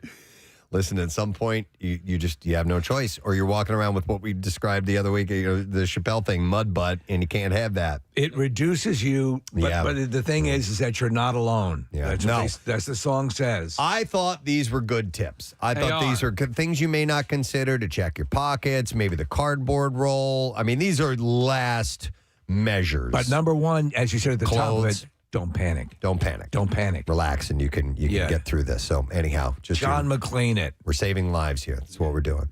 All right, so we need to take a break. Thank you for listening and for your patience and your resolve to stay with the President and Steve Show. $50 Wawa gift card. Take caller number 8 at 215-263-WMMR. Tomorrow is Wawa Hoagie Day. It's part of the Wawa Welcome America celebration. So exciting. Casey and I will be on Independence Mall tomorrow from noon to 2 at 5th and Chestnut. Beautiful weather. And you can come out. The weather's going to be great. Yep. And you get free. It's an 8-ton hoagie. Free to the public. Come and get your lunch and join us for that event. We're going to take a break. We'll come back in a moment. We will get the CEO of Wawa, Mr. Chris Geison's on in just a little bit. Returning shortly. Stay with us. Preston and Steve. Anyway, enough about me. We need to talk about you. We're diving into the city meat, folks. Yep. I got some stories that have to do with things in and around or affect our area. Scoobily wow wow. Yeah. He's the meat behind the street. And I got this particular story because sometimes I have some outside contributors. Kathy Romano sent this to me. Ooh. So she's a correspondent. This is from NJ.com, and they have their list of the... That's New Jersey, right? That would stand for New Jersey. NJ stands for New Jersey. All 44 New Jersey beaches ranked worst to best for summer 2022. Now, we're not going to go through all 44. Okay, just do the 43. No, we're gonna go through the ones where most of our area head to. Like not up by the city. Yeah, there's going to be southern New Jersey. Yeah. So, I will say though, like I went through the whole list. I didn't realize there are some beaches out there I had never heard of that are very popular for people in our area too. Yeah. So obviously, the migration to the shore is a huge thing. It's been that so for decades and decades and decades. But it's funny what you just said, Kathy, because there are people who, like, I didn't know some of the taking a look at the map. Some of the beaches that are popular were shore towns that people go to. I had no idea existed. Right. So there was one, and it's on the list, and I'm sure you'll get to it, Preston. But Ortley Beach, and it is not like what we consider the shore. And I actually recently had a conversation with a few different people who couldn't believe that I had not heard of it, and said it's very popular. What? And it's I haven't ever heard of Ortley. Yeah, it's listed as one of the better beaches to go to. What part of Jersey is that in? Case, it's like I think it's considered maybe like Tom's River. Okay. But from where I live, the people that I was talking to, they said it's the same distance, same amount of time for them to go there as it would be to go, kidding. to Avalon or Stone Harbor. I have no, listen, it's not even July yet, right? So usually you kind of have to wait until after like school is officially out. But I feel like I wonder if this economy is having some issues. No. If it's causing issues. I feel like the beach has not been overly crowded, and I wonder if gas prices or any of those things is wreaking havoc and causing issues with. Doesn't people. help, for sure. Yeah, I don't know if you've noticed, Press. If have you noticed it being a little bit quieter down there? A smidge, maybe, but not like really noticeable. But you do a lot of skeet shooting off your roof, so you wouldn't really even notice. Yeah. I scare them away, basically. They just run away. So give us a teasers. First, let me give you the what they judged the criteria on. So it says we judged only oceanfront beaches, no bay, lake, or riverfront on beach quality, cleanliness, crowd type and size, parking availability, and surrounding food, drink, and recreation. Gets along well with other beaches. They said we went to one beach per town. For example, Ortley Beach. Ortley was the representative for Tom's River, Kathy. Yeah. And Island Beach State Park checks in for Berkeley Township. So I kind of stayed a little bit Atlantic City, like Margate and South. The ones when you think of or not Margate, but Brigantine and South is kind of what I'm kind of a novice to this. Occasionally my wife will go down for a little bit. You're not a shore guy. I'm not a shore guy. Yeah. But I'm every time I go down, I have a good time. So I might be moving in that way. But I always think of it, Preston, from Atlantic City south is the main concentration. From here, because you just take the Yeah. AC Expressway straight out, Right? And Which is funny because my girlfriend used to live in Northeast Philly, and there's at a town, and I'm curious as to whether or not it shows up on the list or not, Preston. But if you take 195 due east, it goes straight across the street instead of like the AC Expressway, which goes south and east. And there's a town called Spring Lake, which is one of the nicest towns I've ever been to. I had never heard of it growing up. Spring Lake? Well, it's Steve. I never heard of it. It's gorgeous. It's near Point Pleasant. It's a little north of Point Pleasant. But I'd never gone to it growing up. And Kathy, like for me growing up, it was Atlantic City and South. That was the Jersey Shore. So she grew up in Northeast Philly. I grew up in Bucks County. So we most of the time went to what we consider the shore, but we did go up that way to some of the beach towns up there. Spring Lake is actually not listed. It's not listed well on this list. No kidding. Well, because they said even It's the poor man's Ortley. Well, no, they said it's beautiful and the homes are beautiful, but like it's there's not much else to do. You have to drive into the town. Like you can't if you're going to go to the beach. There's nowhere really to go get something to eat or anything like that. That's what they took into consideration on this list. Stuff to do. Stuff to do. Yeah. Gotcha, okay. We when we were poking around there, as far north as we went was Seaside Heights. We actually went up there and looked and kind of worked our way down. And that's where Jersey Shore was shot. Correct. Yeah. All right, so let me go through a few highlights on this list. I don't want to hear this list. Number 40 is Atlantic City. Obviously, there's probably Are there things to do there? There are some things to do there. It says amazing, and I'm going to read you the description from NJ.com. Amazing Bruce Springsteen song and terrific boardwalk. That's right. The ability to gamble feet away from the ocean is pretty incredible, but the beach itself is lackluster at best. Do you agree with that? Not the cleanest by any stretch, and the sand isn't exactly soft, and even that vaunted boardwalk is starting to feel downtrodden, just like the rest of the city. So that's their assessment. Preston, does Brigantine get folded into Atlantic City? No, it's its own thing. Yeah. All right, then you have number 39, Wildwood. It says you can't do much better than Wildwood's Boardwalk. They don't have a roller coaster. They basically have a theme park and a water park and go-karts and enough boardwalk food to make you sick. But you can't do much worse than their beach. It's so long and flat that walking to the water is exhausting. They literally have sand taxis. It says cute, but a sign that your beach is way too wide. It is huge. All up and down the Wildwoods, except North Wildwood is tiny. Well, you do also have like planks to walk on, so you're not walking in straight up sand. But anyone, like the first time I got out there years ago, I remember thinking, everyone thinks you cannot help but go, Jesus Christ, this is a very wide beach. Yeah. Oh, yeah. I've come to love it. All right, then you have It loves you. Margate City. Okay. It says finding parking is tricky at Margate. This is number 35 on the list. I'm going to work our way down. I'm just skipping around to highlights. Yeah. And for once, so is finding Lucy the elephant too. The 6-story, 140-year-old wooden South Jersey icon is currently undergoing renovations. But you know what is open? The Margate Dairy Bar, home of some of the best ice cream and burgers you'll find on the shore. The beach itself is fine but unremarkable, they say. Okay. Number 31 is Strathmere. I love Strathmere. Yeah, too. it's great. One of the few free beaches in the Garden State. Strathmere's sand isn't exactly pristine, but there's a ton of parking available, and the Twisties is a terrific dive bar nearby. Twisties is what I've been by there. described as like it's like stuck. It's like back in time. Oh, it's okay. But they don't need to do anything because it's the only place to go there, and people flock to it. And it's actually great. It's right on the bay. Like you sit there, you're looking at the bay. It's just it gets really crowded because it's the only place to go. Right. Between Ocean City and Sea Isle. Is it the same place as the Deauville, or is it next to the Deauville? No, that's not it. It's further. It's like the middle of Strathmere. So next. a quick question. So is this where if you don't have a place down there?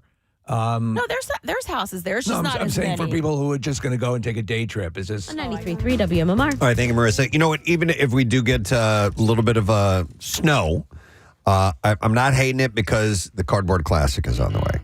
And we're looking at March 6th. So, we can hang on and be a little chilly. I know it's a little selfish on our part, but we just have so much fun when we get some fresh powder at the event. And I was looking at some of the sleds that have been registered, and a few that, and now I have no idea to what level, but I love the concepts of some of these. There's one called Ladies of the 80s, and it's going to be Madonna and Tiffany conquering the mountain. That is perfect. It said they're going to be singing epic 80s tunes. I love that. There's a Care Bear cloud car. Oh, I love the I think that sounds awesome. There is the Piranha Morph, which is, it says, imagine the whimsical, colorful fun of Super Mario meeting the eerily slime-filled world of aliens. So it's Mario versus the xenomorphs or whatever those things are called. Yeah. So that should be pretty awesome. Very creative. And, though you remember we've had, especially at Montage, we've had some glorious weather. Yeah. Like, it's been cold, but not brutal and sunny. I remember last year it was fantastic. Yeah, we've got we've had a pretty good track record. Yeah. So I'm holding out hope that that will continue. By the way, you can get your designs registered and ready to go. And if you want to be a fastest solo rider, I need to find out from Eric if those slots have been filled out yet or not.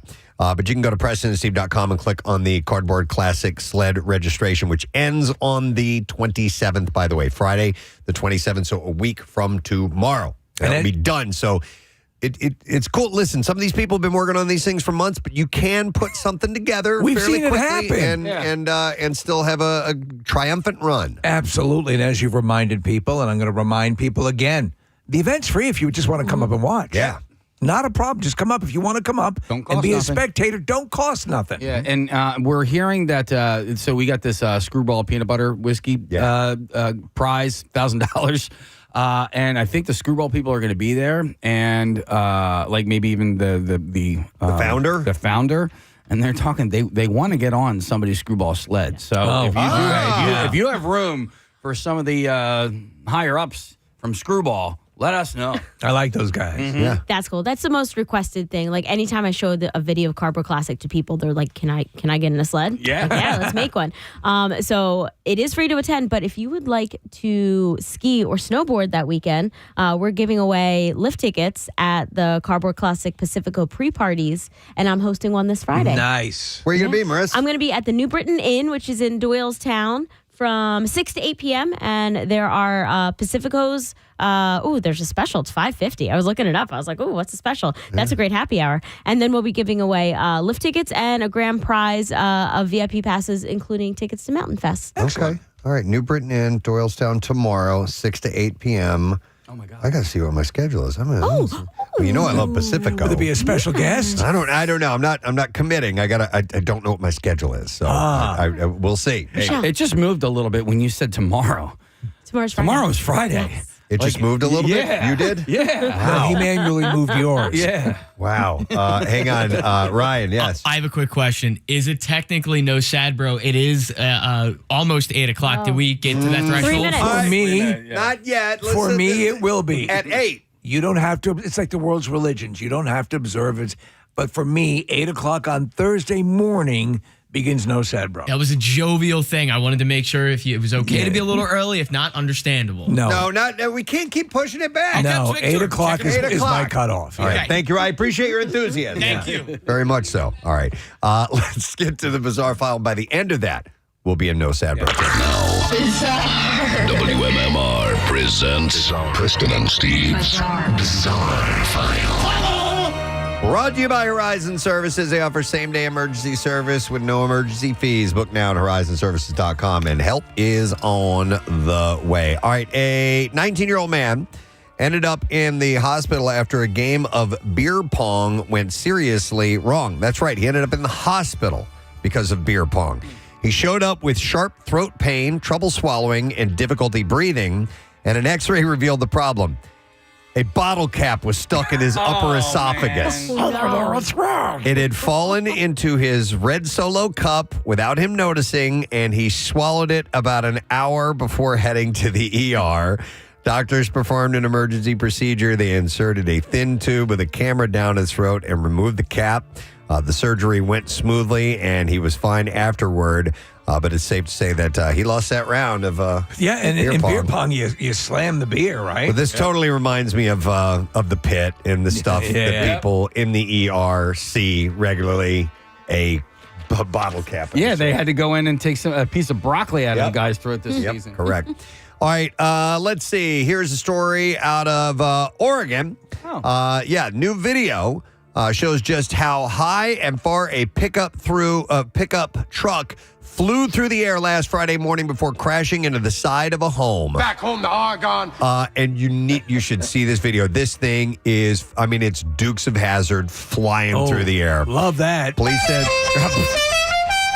Back home to Oregon. Police said that the crash happened before 3 a.m. Witnesses told officers the driver was speeding, driving recklessly before the crash.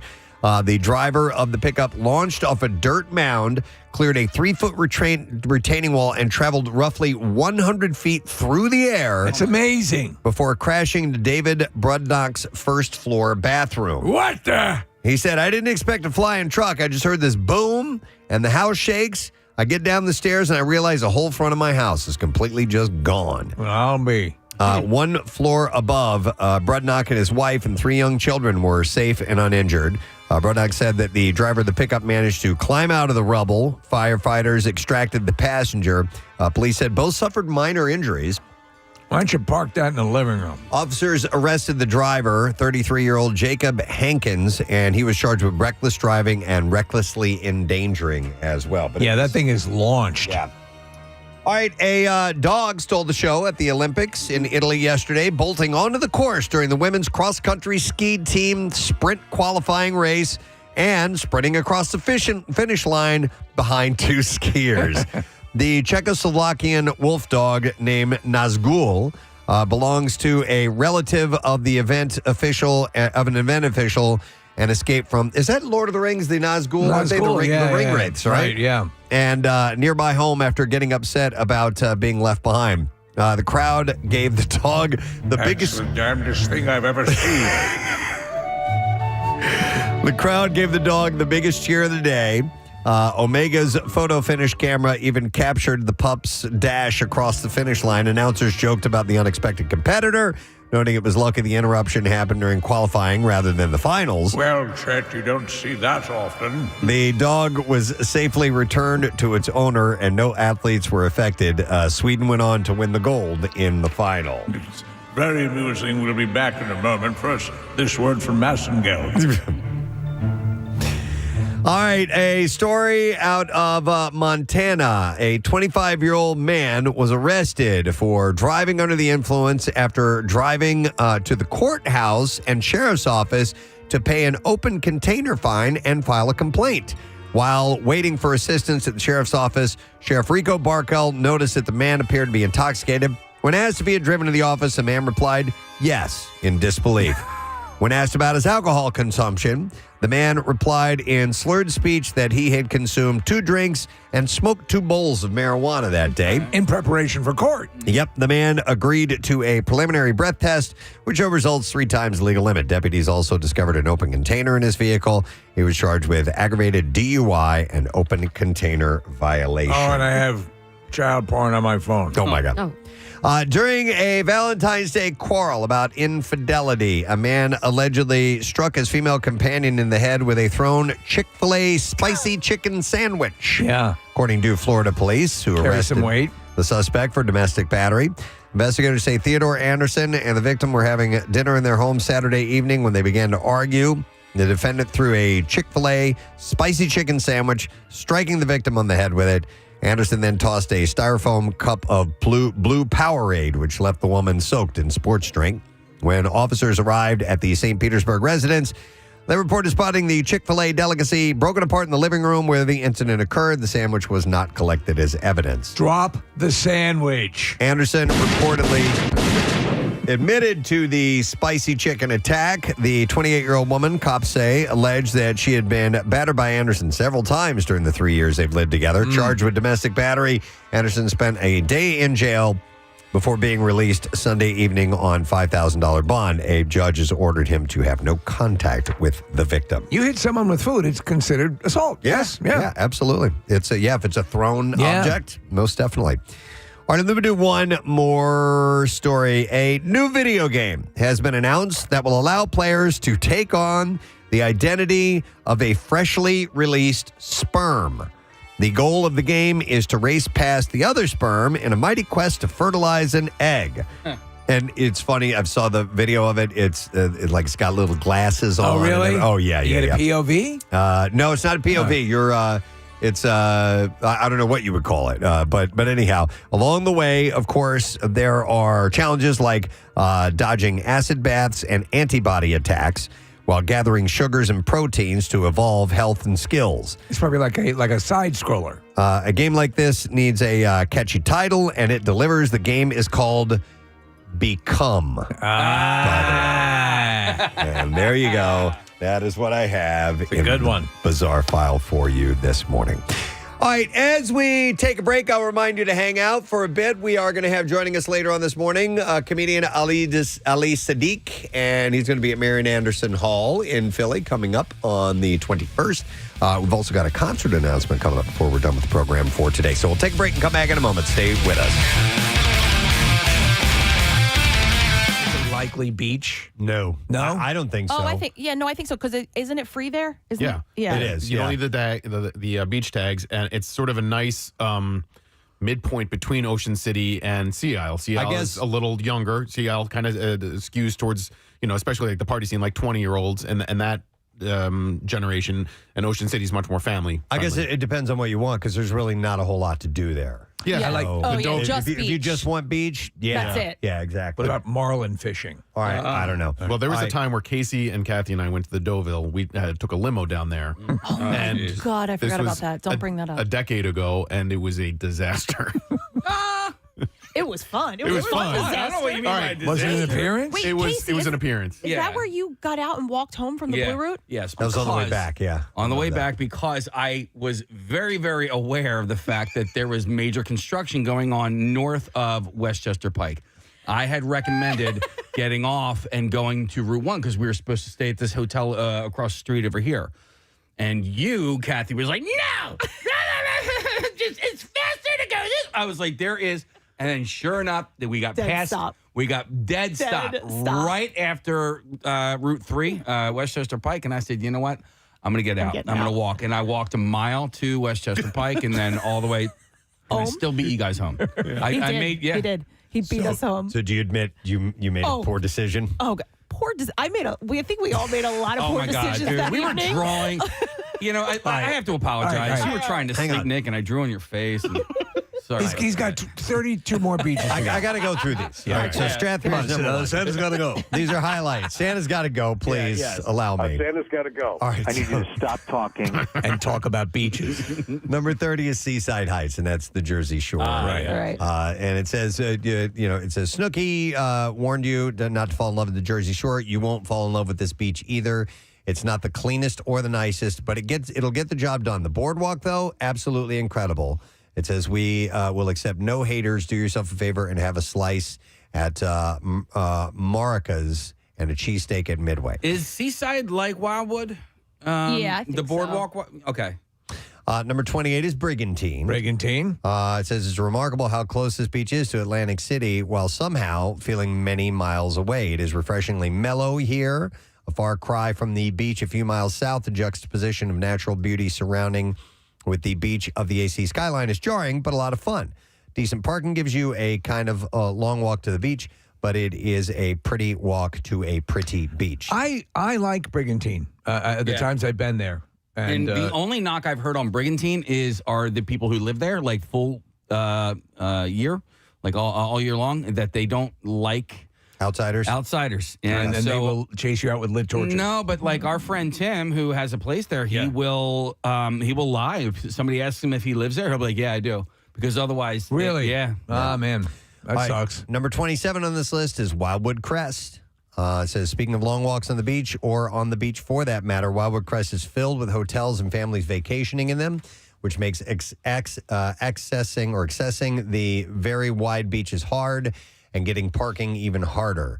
The beach is cleaner than Wildwood, and the vibe is way more chill. And if you're looking for a true desert to spend a full day planted in the sand, this is a solid spot, and it is free. The beaches are free there. But there's a whole lot less to do as well. It says it's funny because Casey and I were at Mudhead, this brew pub in Wildwood, and we were talking to a guy who was local who came out and saw, I was playing with the band Five Times Famous, and he was talking to us. He's like, dude, every time you guys mention Wildwood Crest, we're like, stop it. Don't let the secret out about how great this place is. It really is a wonderful place. All right. Then number 21 is North Wildwood.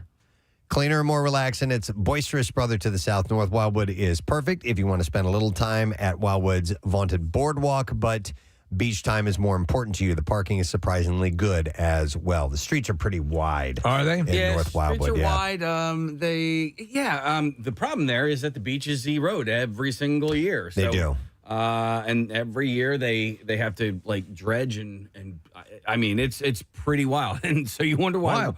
Well, yeah, you wonder why Wildwood and Wildwood Crest beaches are so big. I think it's because the beaches at North Wildwood are depositing onto them. Mm-hmm. Yep. Yeah. All right, so these are the top 44. The top 44? No, these are all 44 beaches in New Jersey. Sorry, yeah, all 44 New Jersey beaches ranked worst to best. Right. And this is NJ.com. We're not going through all of them, just some highlights. So Just our beaches. number 19 is Stone Harbor.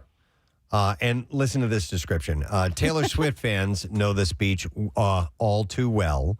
The singer-songwriter spent her childhood here, and who can blame her? It says, the beach is gorgeous. You won't find a much better beach in your wildest dreams. The sand is great, though you'll want to shake it off before you go home. I get it. All those are Taylor Swift songs. And don't forget to leave a blank space in your stomach for ice cream from Springer's, another T Swift favorite. I love Springer's. And if you didn't get any of those puns, it says, baby, now we got bad blood. Okie dokie. The only knock on Stone Harbor is that it's pricey. Oh my God, is it pricey? It's probably the priciest. Dude, if you go by, so in the little town there's a real estate place, and they have listings in the window. Yeah. Oh, I can't afford that. I can't $8 afford million. that. I mean, it's insane. For a 3-bedroom. Insane.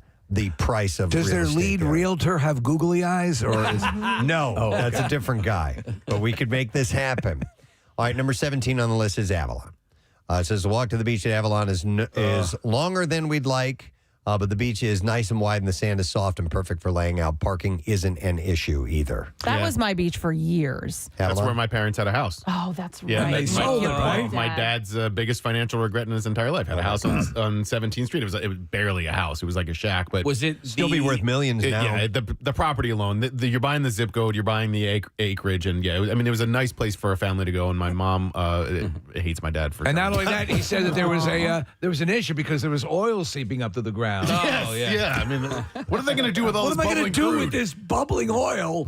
Nick, was it beachside or bayside? No, it was in the middle. Okay, so it was, but you could walk to what's it called, Circle Pizza, and I mean, look, it was Avalon. It's a great beach, and it's a really nice family town. So we would, when we were doing our live broadcast from when we were in Y100, we would always go to Avalon. Yeah, it was very chill, very chill. Oh, by the way, man, Sylvester's is gone now, or at least it was going away, and that was my favorite crab cake of all time. Sylvester's is right off of 21st Street, and it had been there forever and ever and ever. Do we need an investigative report? No. They just went away. I guess maybe the real estate was just too lucrative, and they sold it. I don't really know, The but rent it is made too me damn high. It made me really sad because I took you there. Yeah, I thought it was just okay. Which one did you get? That's personal preference. I got the broiled like you recommended. Yeah. No, it's the Can you fried guys still be friends? Fried is where it's at. I think we can still be friends. We can still, we're still friends. All right. I brought him coffee but this not morning. as He said close. thank you. Well, he wrote it on a sticky and put it on his forehead. Number 13 on this list is Ocean City. Ocean City. Previously a contender for the top spot in the rankings, Ocean City's beach itself has seen better days and now has exposed piping throughout sections. That's so cool. Go play on the pipe, kids. You can still find very nice stretches, though, and there is no questioning how incredible Ocean City's throwback boardwalk is, featuring Gillian's Wonderland Pier, Playland's Castaway Cove, and delicious Coors Brothers frozen custard, among other attractions. I always went to Ocean City. It is not the beach that I knew growing up. Like, they had these awesome little jetties that would, Steve, they would create these little pools, and you could find starfish. Those things don't exist anymore. They just... It's over. It's over. I like their boardwalk. Yeah, it's a nice. I think it's really nice. There's not a lot of undeveloped area. Give me these starfish. It's so crowded. Where's the starfish? It is. Yeah, they develop every single available acreage there, and it's a city, so I guess that's why they do it. But it's a little frustrating. And they go up really high with the, Yes, they do. properties. Like It's 3-4 stories Jersey that can has go up there. In general, Jersey has some, and a large part due to the shore stuff, the highest valued real estate in the country. Yeah, Yes. but like in towns like Cape May, like there's still a lot of green space, so in Ocean City, there's just not. Nick, I've gone to Ocean City. A friend of mine has a house there, and I've gone, and I called her once, and I was like, I'm leaving because I can't find parking. Yeah, for I sure. was like, this is ridiculous. And fortunately, she has a large driveway, so she was like, no. I'll pull my car in the garage. You come into the driveway. But I mean, it was so crowded that I'm like, I literally can't find parking within walking distance of your house. All right, I've only got 4 more I'm going to point out because we're getting into the top 10 here. So number 6 on this list. Number 6. We don't have those, do we? Still? Yeah, we do. That's all right. Sea Isle City. Sea Isle City. Yep. It says a big, beautiful beach, gorgeous dunes to admire, plenty of soft sand to stretch out on. Less than ideal parking is the only real drawback. Number 6. There is a paved promenade instead of a boardwalk to stroll down, and Fish Alley is loaded with a plethora of tantalizing seafood and Italian food options. So Nick had mentioned earlier that it sort of attracts the younger crowd, and Sea Isle City. Well, yeah, but not anymore. I've said this for years. So they're actually closing a lot of those party spots, and they're building nicer restaurants that are attracting more families, a little bit of an older crowd. So it's still a really fun city to go to, but I think that like drunken 20-year-old, although there are still some there. They're sort of pushing them out. Another drunken 60-year-olds. I mean, is this a good pound cake place in town? Pretty much. But the thing about Sea Isle that I love the most is once you get there, because they say that parking isn't the greatest there. I mean, it's not in any of the beach towns, but once you park, you don't ever have to move. You can go for a weekend. You can go for a full week. You don't have to move. You're there, locked and loaded. They have the jitney that goes up and down the entire town, and you don't. I mean, that's what I like the best about it is I literally never drive the car once I get there. That's cool. Steve, you and I are wheel watchers, and I've noticed recently that there's a Sea Isle City campaign. It's not Jersey Shore. Yes, it's no, not, you're right. and it's just focuses exclusively on one town, which I find to be interesting that they have enough ad dollars to focus a tourism campaign on just that one city. But yeah, they're focusing on it. I know they have a primo hoagie, so there we go. Yeah, all right. All right, there. Down to number 4 now. Number 4. It's time for number 4. Well, it's Cape May Point. Cape May Point. Oh my God, is it beautiful there? Is it? It says, while there isn't as much to do at Cape May as it's Eastern Brother Beach as far as boardwalk activities and food options, that also means less crowds to compete with. And that means that the just about same idyllic sands with way more real estate. It's a bit of a hike to get from the street to the beach, but it's a beautiful walk through the dunes and trees. This looks the picture we're looking at looks very lovely, and it has a lighthouse. Yes, there's a yep, exactly.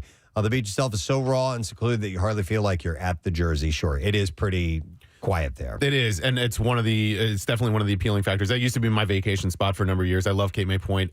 There was a store there called the Red Store, and it was a great restaurant, and I believe it's closed. I think they closed during the pandemic, and they have not reopened. It's a really cool little spot right in the section, right in the middle part of that part of town, and there's nothing that's gone in to replace it, which is a shame. So I like how all you guys know all these locations and all the places to eat. Like, so I guess part of WMMR. All right, thank you very much, Marissa. You know what? Real quick before we do anything, I got this lovely little letter, and it's quite literally an envelope and a letter in it, and I want to thank this person because I've been the past few days I've been kind of short fused. You know, where just like itty bitty things, little just bitty, great at you, dumb things, and it's like son of a bitch. Like I get overly angry about something I should not even really think twice and then about. you hate yourself for being that way. Yeah. Did you watch the video I sent you yesterday on Instagram? No, what was it? It's just the same thing. This guy opens a chest freezer and it knocks these hangers into the chest freezer.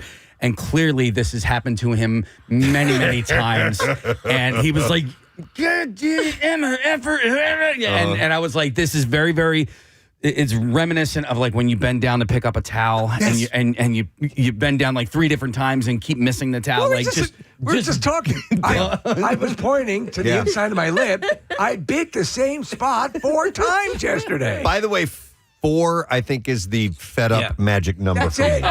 it. When you drop something and try to pick it up or you attempt something, by the time you get to 4, 3 is like 2 is like, oh man. 3 is like, come on. 4 is like, you've got to be kidding me. That towel is staying there on the floor for the rest of eternity. 4 qualifies as for goddamn ridiculous. I love that all of our algorithms are the same. Casey Gunner sent that to me yesterday. It was like, it's like Pierre. I sent it to throwback. I sent it to Preston. My wife sent it to me. I'm like, everybody can. So what did you do? It's just been a series of things. But you needed this letter. This letter was nice. It helped me. You know, I was just traveling. There was just this and that and that and that. And I was very short fused. So I received this lovely envelope, and guys, it's got stickers all over it. And the stickers are really fun. In fact, there's one of a bear, and it says, for Casey to fight. Yes. I love she wrote her little message on the in the stickers. If you see, Preston, she wrote, yes, I'm an adult who loves stickers. Yeah, she said, I'm a grown-ass person who still loves stickers. Hell yeah. And she even made some that say great day in the morning and greeting good citizen. There's a little frog playing a mandolin here. There's, a drum for me and there's a banana riding a skateboard. Anyhow, it's really cute. And so I wanted to read you the message here. And she had, she put stickers on the stationery here. Love it. Which is like some kind of a thick grade recycled paper, which is nice. I think that having nice paper is an extra. Yeah. It does not go unnoticed by me when I'm sent letters that are on good stock. I wish my handwriting was legible. I'd probably write a letter now and then. but it's so beyond discernible that I don't even waste my time. So she writes, hello. First, let me say that I don't expect or even desire for you to read this on the air. I'm going to anyway. I just need you all to know how grateful I am to you for waking up at insane hours and then entertaining me and thousands of others all morning. I used to recoil at the very notion of listening to humans talk in the morning. My husband has been a listener for years, but every time he'd put it on in the morning, I'd request music and music only. Until the fateful day in the Harleysville Walmart parking lot when I heard a bunch of people joyfully yelling. I nosily had to see what was happening, and I turned to have someone wave at me so kindly. I waved back, of course, and even though I had no clue who it was, my husband said, "Hey, that's Preston from the Preston and Steve show. He lives in Harleysville." Well, it was just that kind wave and happy demeanor that locked me in as a listener, and I mean a faithful listener who will plan daily activities around the show hours. I bought headphones so that I can tune in when I'm in public. You all have made me laugh and brought me so much joy to my life. You got me through one of the hardest seasons of my life last year. You got me through a recurrence of cancer. You got me through Pierre's death. You get me through the day to day. Thank you so much. I freaking love you all. And I cannot imagine doing what you do every day for years on end. So I'm hoping if you understand the happiness, you provide and all the fundraising you do, the laughs, the silliness, all of it makes it joyful for you too. And I'm always wishing you replenishment in your own lives. I think that's a great line. I love That is great, yeah. I'm a newer listener, but you all feel like old friends. What a straight up gift to humanity to be able to do that. It's weird, After pleading on Facebook to go to the Christmas Miracle, one of your longtime fans offered to take me as his guest. Aww. And it was the highlight of my year. Thank you so very much. I never knew mornings could be happy.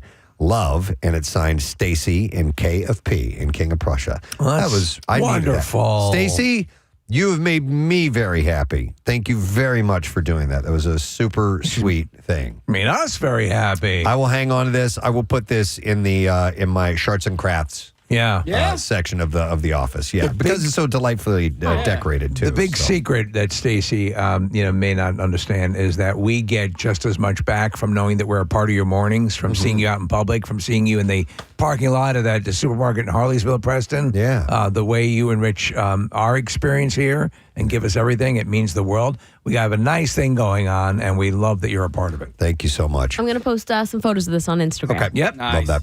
All right. Here is another email I got. This one. You suck. No. Signed Chuck D'Amico. No, this one's pretty cool, too. It says, I've been listening to you every day since you first appeared on a podcast in 2005, and I wanted to reach out. I moved to Hong Kong in 2004. South America. Now, while it's been a great place to live, there's nothing quite like the feeling of home. Your show has been a constant for me all these years. It's like a little piece of Philly that travels with me no matter how far away I am. Whether it's the laughs, the inside jokes, or just hearing familiar voices, you've made the distance feel a little smaller. Thank you for everything you do. I may be thousands of miles away, but your podcast keeps me connected to the city I still think of as home. And tell Steve that his jokes make me laugh out loud on the train ride to work. People definitely think I'm crazy. Keep up the great work. Regards, and that is from Stephen Kahn, K-A-N, who checked in. So that's wonderful. That's awesome, dude. Appreciate it. I told him I've always wanted to. I had a friend who went to Hong Kong and loved it. I would love to go. Another bucket list destination. Yeah, if not Hong Kong, Hong Kong. Hong Kong is I'd love to visit Hong It's Kong. kind of a knockoff. Hong Kong. Yeah, it's Temu Hong Kong. Yeah. So Steve, that was really cool. Thank you very much. And then I got this. This is the last letter I'll share with you guys. But this is a sweet one. She was so excited. This is from Stephanie Bernacon. How would you say this, Casey? Bernacon. Bernasconi? Yeah, Bernasconi. Yeah. So she says, Preston, and this is from last week, woke up to hear your news report about salt in our waterways, and I was running up and down the hallway with complete joy. I work with Dr. John Jackson at the Stroud Water Research Center in Avondale, Pennsylvania. Thank you so much for covering how salt affects the health of not only the critters that live in the water, but also the humans who drink it. It's something not many people think about as we trudge our way through winter. And we do more than just salt watch at the Stroud Center. Specifically in my department, we have done projects on tracking nutrients in the Delaware River watershed, electrofished and local streams to study fish populations, and work with farmers in the Delaware Valley to understand how different farming practices affect stream health. And she said, if you're ever interested in having a freshwater scientist on the show to talk more about this, I very enthusiastically raised my hand. I've been listening to you folks since I was in middle school, even started a Preston and Steve fan club at my high school. Oh, come on. No. I didn't even do that. There has to be photos. I want to see those. Yes. She said it was from back in the Y100 days, and I've lived in Chester County practically my whole life, and now I get to study the freshwater in the Delaware River watershed as my profession. And she said, if y'all do any butt plugs soon, it would be awesome if you could plug World Water Day. It's coming up on March 21st, and we're having an open house at our laboratory facilities, and it is open to the public. So that's the Stroud Center, if you would like to check that out. Do you think, you would think that this show would stand in the way of an educated person, that it would slow down your learning process, that it would make it more difficult for you to interact with a good school curriculum, and yet we have so many people that have achieved good things in life. I mean, this is a learned woman who's gone on to do these things, and yet she listened to our show for many years. So that, I guess maybe that's the outlier. She said, no, it's not the outlier. Listen, one of my best friends is he's a neurosurgeon. There you go. No, he's not. He's a lawyer. Well, I'm sorry. Now he's a lawyer. Yeah. But he would listen to us all the time and reached out to me. Does it blow your mind? Some smart people out there. I'm smart. Listen, wicked smart. People need just mindless stuff. Yes. You know what I mean? Like, there's a reason why people Who doesn't watch. like to feel smarter? Yeah, there's a reason why people watch Real Housewives and Kardashians and all of that. I can handle things. I'm smart. So Steph writes, anyway, Gadzooks, Matt Damon, and it's just that you look so nice today. Signed, Stephanie Bernasconi, staff scientist, Ecosystems Group, Stroud Water Research Center. May I throw out something? That's a wonderful, wonderful letter. May I throw out something that I think pertains to her particular line of work that I just learned the other day? We were hearing on the news about air quality warnings. Yeah. And so I asked Alexa, I said, why? I think of the winter as a more crisp, clean air scenario. Well, what has happened with the snow serves as a chemical and pollutant sponge. Oh. And as it melts and vaporizes into like a fog, a mist, it's releasing it en masse back into the air, which stands to reason. Yeah. All of that stuff. So it sort of sits there, and as it's released, because you think routinely in the summer is when I'm thinking of air quality warnings. Yeah. But that's what this is about, if you're wondering as well. I think more of, I guess of like fall, because I don't know why my mind goes to, burning things. Right, right. But that's just, it's wood. Right. But I think of that more. But So the snow kind of captures the pollutants and then holds it and then releases it as it melts. That's interesting. It's another benefit of dirty snow. Yeah, why not? We need as many benefits of dirty snow as we can get. Just love it. Yeah. All right. Well, anyhow, thank you for the letters. Appreciate it. Right now, a couple stories from in and around our area. Scoobily wow wow. He's the man whose feet are never polluted. The city beat. I got some stories to share that are from the region, and we'll start with the Broad Street Diner. It's been sitting, or it's, the area that it's in has been there for a little while with no development happening. And the days may be coming to an end. There are plans for a 6-story Hyatt Studios hotel. It was just posted on the Philadelphia Planning Commission's website indicating that the project is moving forward. I can only assume that this is on Broad Street, but I don't know where on Broad Street this is. This isn't like a landmark for me. It's near like Ellsworth. It's right near, it's like between Center City and South Philly, kind of that area. You know what? There's a Sixers mural in the area of the Broad Street Diner. On Broad Street. I kind of knew of this place. I don't know why I did, but I know it's just kind of been sitting inert for a long time. So 1135 South Broad Street. All right. Is the address if you want to pull up a map, Casey. Maybe that'll give you a better idea as to where it is. So They plan for a 105 hotel room unit or, space and 42 underground parking spaces. And Hyatt Studios is a recently launched extended stay brand of the larger hotel chain. So I guess for people who they'll probably have kitchenettes, stuff like that. Yeah. Amenities that lend themselves to a longer stay. Yeah, Maurice, you had mentioned Ellsworth, which is a street away from Washington. So that to me, Washington stands That's out the more. marker. Yeah. So the plans are credited to Philadelphia-based architect Plato Studio, and they highlight the project's proximity to SEPTA's Broad Street subway line. So always use an architect that employs Plato. that's why they want to be over that area, is because there's a train nearby. Yeah, so this is a sister restaurant of Melrose. They were selling those really good sugar cookies I was talking about, the butter cookies. Yeah. So can't get them anymore. So speaking of Melrose, the Broad Street Diner's demolition permits were issued at the same time as the Melrose Diner on Snyder Avenue. And the Melrose was demolished in 2023 after 67 years of business. And that's right now a vacant lot. I don't know what they're going to do. Right now they're saying there's like nuisance complaints from neighbors, so they're hoping that they will develop that soon. But this has still been there, and now they're going to knock it down. Well, supposedly the plans have been put in. Right. So the Hyatt Studio Hotel will require approvals to move forward from the zoning board of adjustment before it happens, but that's kind of the tentative plan that they might put that in there. So you're seeing tons of apartments, a number of hotels I'm seeing come into the area, and a lot of this is, you look down around the sports complex, there's going to be additional hotel space as well. I don't get down to Washington and Broad very often.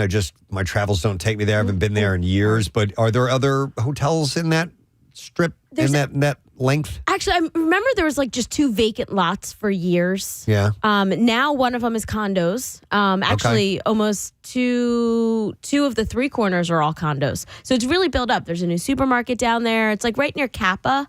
There's a lot of more life in that area. And the Avenue of the Arts is putting in, remember you talked about a few weeks ago, Preston, that they're going to build more green space in that area, more trees, more It's like a decade-long project. Pretty wild. Yeah. It's the site of the new Club Concom. Oh, Club Concom. That actually is not a bad name. Seriously. That's she's working. Nell's working the door. She works the door. She's a dancer. Yeah. Everybody who walks in, that's if you can come in or not. Con means you can come on in. It's like Studio 54. Exactly. That's right. Yeah. All right. So here's another story, and it does have to do with bars and clubs. There's a new push to let Philadelphia bars stay open past 2 a.m. that's being mounted by local trade groups and bars as the FIFA World Cup is coming to town in June. So they want to be able to stay open till 4. So there's a lot of business potentially that they would lose by closing at 2. The extended time would... Possibly. Yeah. Yeah, especially if the games run late. That's what I was thinking. Yeah. So the Pennsylvania Restaurant and Lodging Association, which represents restaurants, bars, and other hospitality businesses, wants state lawmakers to create a temporary permit, allows Philadelphia bars to serve alcohol until 4 a.m. during the World Cup, which is going to come to Philadelphia and 15 other cities in North America from June 11th to July 19th. All right, so are there other games being played in like the West Coast and stuff? Or, D.C. area. So there's New Jersey, New York. For people who might want to stay up later, because you were and saying watch like it. late games, like why even schedule a late game unless it was Competing. like if it was in an 3 hour time zone away. You're right. So Casey, many it says here of the no that doesn't say other World Cup cities. It's just other cities that are open past 2. Take a look, see if you can find out. I'm gonna look it up. So according to Ben Felicia, the senior vice president for strategy for the Restaurant and Lodging Association, he said, we want to make sure that Philadelphia is offering at least the same amenity as other host cities. Many of the most popular U.S. host cities, here we go, allow bars to serve alcohol past 2 a.m., including New York, Miami, Kansas City, and other popular international destinations such as Mexico City and Toronto also allow it. I see that. Okay. Nothing West Coast So there, you though. got Vancouver, all right. So Okay. that's West Coast, and then also in the United States, you got Los Angeles, San Francisco, Seattle. So that makes more sense as to why there would be later games. Yeah, and then it makes sense for people coming in if they're deciding, do we go to the game in Philly or the game in New York? Well, The New bars York are is a staying little more open later. exciting. Yeah, no, you have to be competitive. Any changes to bar closing times would have to come from new legislation, as the Pennsylvania Liquor Control Board does not have the authority to change the liquor code to allow bars to sell alcohol after 2 a.m. There was a time when I was doing stand-up where I would be in clubs with the lights would get flicked on. You're there I don't even drink, but I'm there at the end of the evening, and it's where you're closing down everything. There's nothing good depressing happens as after 2 a.m. Yeah, well, seeing the lights come on is like, oh my God. Yeah, but when you're, actually imbibing and stuff like that, it can be kind of fun. Yeah. We used to go to like after hours clubs, and I don't know what the rules are for that. Like there was this one on Baltimore Pike in Springfield. It was not exclusively, but it was an after hours club, like meaning the bars closed and Right. you went You there. would go to the second, And like maybe you had to go in with a member. I don't really remember. I was never really in my right frame of How active mind. is the after hours club scene in Philadelphia? There's a handful. There's one called Pen and Pencil, which is like an industry. You're supposed to be a journalist of some sort. Okay. Then Or there's- just own a pen and pencil. Yes. And then there's a couple others. I think you either like pay an initiation fee or a membership fee, which could also just be like a $5 cover at the door, and Right. technically you're a member. Then. Have you ever been? Yeah. To an after? Never. I briefly did a morning show in Manhattan, and I'd be getting in 3:45, 4 o'clock in the morning, and people would be on their way to the after. There was one right near where the radio station was. It was Q104 in Manhattan, and there'd be people fully dressed, a little tipsy, walking to this place, seeing them go, and it was a very plain door, but you knew the club was in there. I'll tell you what's more awkward than being in the bar at 2 a.m. is going to the after hours club early. Right. So there's a place called Voyeur in the Gayborhood, and if you go there at like 1, it's just empty. Right. You're just like 4 people in the place. Marissa, I used to do a weekly gig, and I think it was at Tiki Bob's, and it was on Thursday night, and my gig was from 8 to 10. Nobody was there. Nobody was there. Like, I swear, and I like, in the beginning, I felt like a failure. I'm like, people don't, but then I realized, I'm like, no, this is not a bar that people go to at 8 o'clock at night. This is a bar that people start going to after 10 o'clock. It's a later destination. Yeah. Casey, it happens when we'll do appearances like in the Westchester area and the college area, because it's like, college kids aren't going out until 11 because they don't have the money to drink from 11 to 2, not from 7 to 2. We had, because it was a Thursday night kickoff, and I think our intern's name, her name was Blair, and she came to my event. It was 7 and 9, and she got there like maybe like 8 o'clock or something like that. She was still wearing like sweatpants and stuff, right? And she's like, I got to go back and go get ready to go out. And I'm like, but you're already out. She's like, I'm not out. Like, I just came by to say hi. Yeah. Have fun, old man. I was like, it's bedtime. So this permit, if they can get it, will allow bars to take advantage of the estimated 500,000 soccer fans expected to stay in Philly for the 6 matches being played at the Link. I'm trying to wrap my mind around that influx. It's going to happen. It'll be happening soon. But that's going to be pretty amazing to witness that massive influx. Yeah, you guys, anybody going to go to games? I was just about to ask. Like apparently tickets are so hard to come by. Yeah. If anybody hears anything, So you want to go? I would love to attend one of the games. I think it would be a really cool experience. There's one on 4th of July that's happening. Yeah. And then the matches are lower tier matches that are happening here. But good I think teams. Yes. You know, like, yeah, so we're getting like an opening round, and then I don't think we have another match until that 4th of July game, which might be a quarterfinal game. But that initial round, like, I mean, we're getting like top tier contenders. That's cool. The problem is I wouldn't be able to tell the difference between really good soccer and amazing soccer. Yeah. Like it's, I don't spend enough time watching the sport to have an eye for, oh my God, these are the best in the world. We've gone and watched Union games and love them. They're fantastic. But I think I'm in your boat, Preston. I wouldn't be able to distinguish. Yeah, it's a fun sport to watch. And then we're getting that experience, that fan experience in Lemon Hill that FIFA's building. And I found out we're the only one in the country that's free. Free to attend. So every other one, you have to buy tickets and things like that. What's the fan experience? So FIFA is building this huge, I haven't seen any drawings or renderings of it yet, but it's this big fan experience within Lemon Hill. And you can just go, and I'm sure there'll be activations and giveaways, and they may even do screenings of the games there. Okay. So, keep that on your radar. So lawmakers did allow bars to stay open until 4 a.m. during the 2016 Democratic National Convention in Philly. Bars and restaurants with contracts or associations with the convention could apply for a $5,000 special event permit to serve alcohol past 2 a.m. So it's got a precedent. It's been done. And they'll probably, if that's the case, I would imagine they'll approve this. It seems kind of obvious. Details for a similar permit in 2026 are not available yet, though. So we'll wait and see on that. All right, here's another thing. This is a fun little story. Steve sent this to me. I believe it was out of the Enquirer about a gentleman named Joe Pagliai. Yes. Pagliei. Pagliai, maybe is how you say his name. But he is believed, he's 91 years old, and he is believed to be the oldest living Philadelphia Eagle. When he moved to the Azalea Senior Living Facility in September of 2023, word got around the facility quickly. It was not just because he spent a season playing for the Eagles. It was also because of his unabashed personality. Pagliai, I don't know how to say his name. I wish I knew. Peglia, we'll call him that. Yeah. Would walk the halls of the home practicing his golf swing. Sounds like me. Yeah. If he lost a game of bingo, he would throw the cards in the air and accuse his neighbors of cheating. Yeah. And every day at 3 p.m., he'd sit at the bar nursing a ginger ale with copies of a book about his life stacked beside him. And before long, residents began to ask him for some of those books. He spent parts of the 1950s and 60s as a pro football player, first in Canada in the CFL, then the NFL, and eventually the AFL. And he played the 1959 season as a fullback and a punter with the Eagles. Paglia was the last cut in training camp before the 1960 season. The Eagles called him back, asking if he'd want to rejoin the team, but it was too late.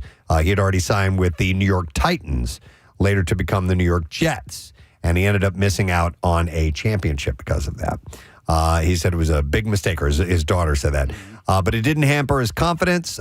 He worked in auto sales and real estate for a few years, became a jockey agent for the Garden State Park racetrack. Yeah, jockey agent's got to be fun. When the track burned down in 1977, he went to Atlantic City. He became a casino host and crossed paths with, Mickey Mantle and Joe Frazier and Sammy Davis Jr. and all those. Are these your children? No, they're my clients. He moved to Mount Laurel with his wife of 60 years, Rita, and 4 children in 1991. He sold cars for a few years, retired in 2000, and then he moved to Azalea after Rita passed away in 2023. And at 91, he is believed to be the oldest living former Eagle. And it's not a title that he takes lightly. Last year before the Super Bowl, the senior facility arranged for a visit from an Eagles-themed bus to come by. And he dressed up in his Kelly Green jersey and went out and he autographed one of the best bus panels. I'd love to see them put him in a game for just, a little bit. One snap. Yeah. Come on, one play. When he's not lifting weights or playing poker, he's watching Eagles games in his apartment. And Philadelphia will always be his favorite team, he said.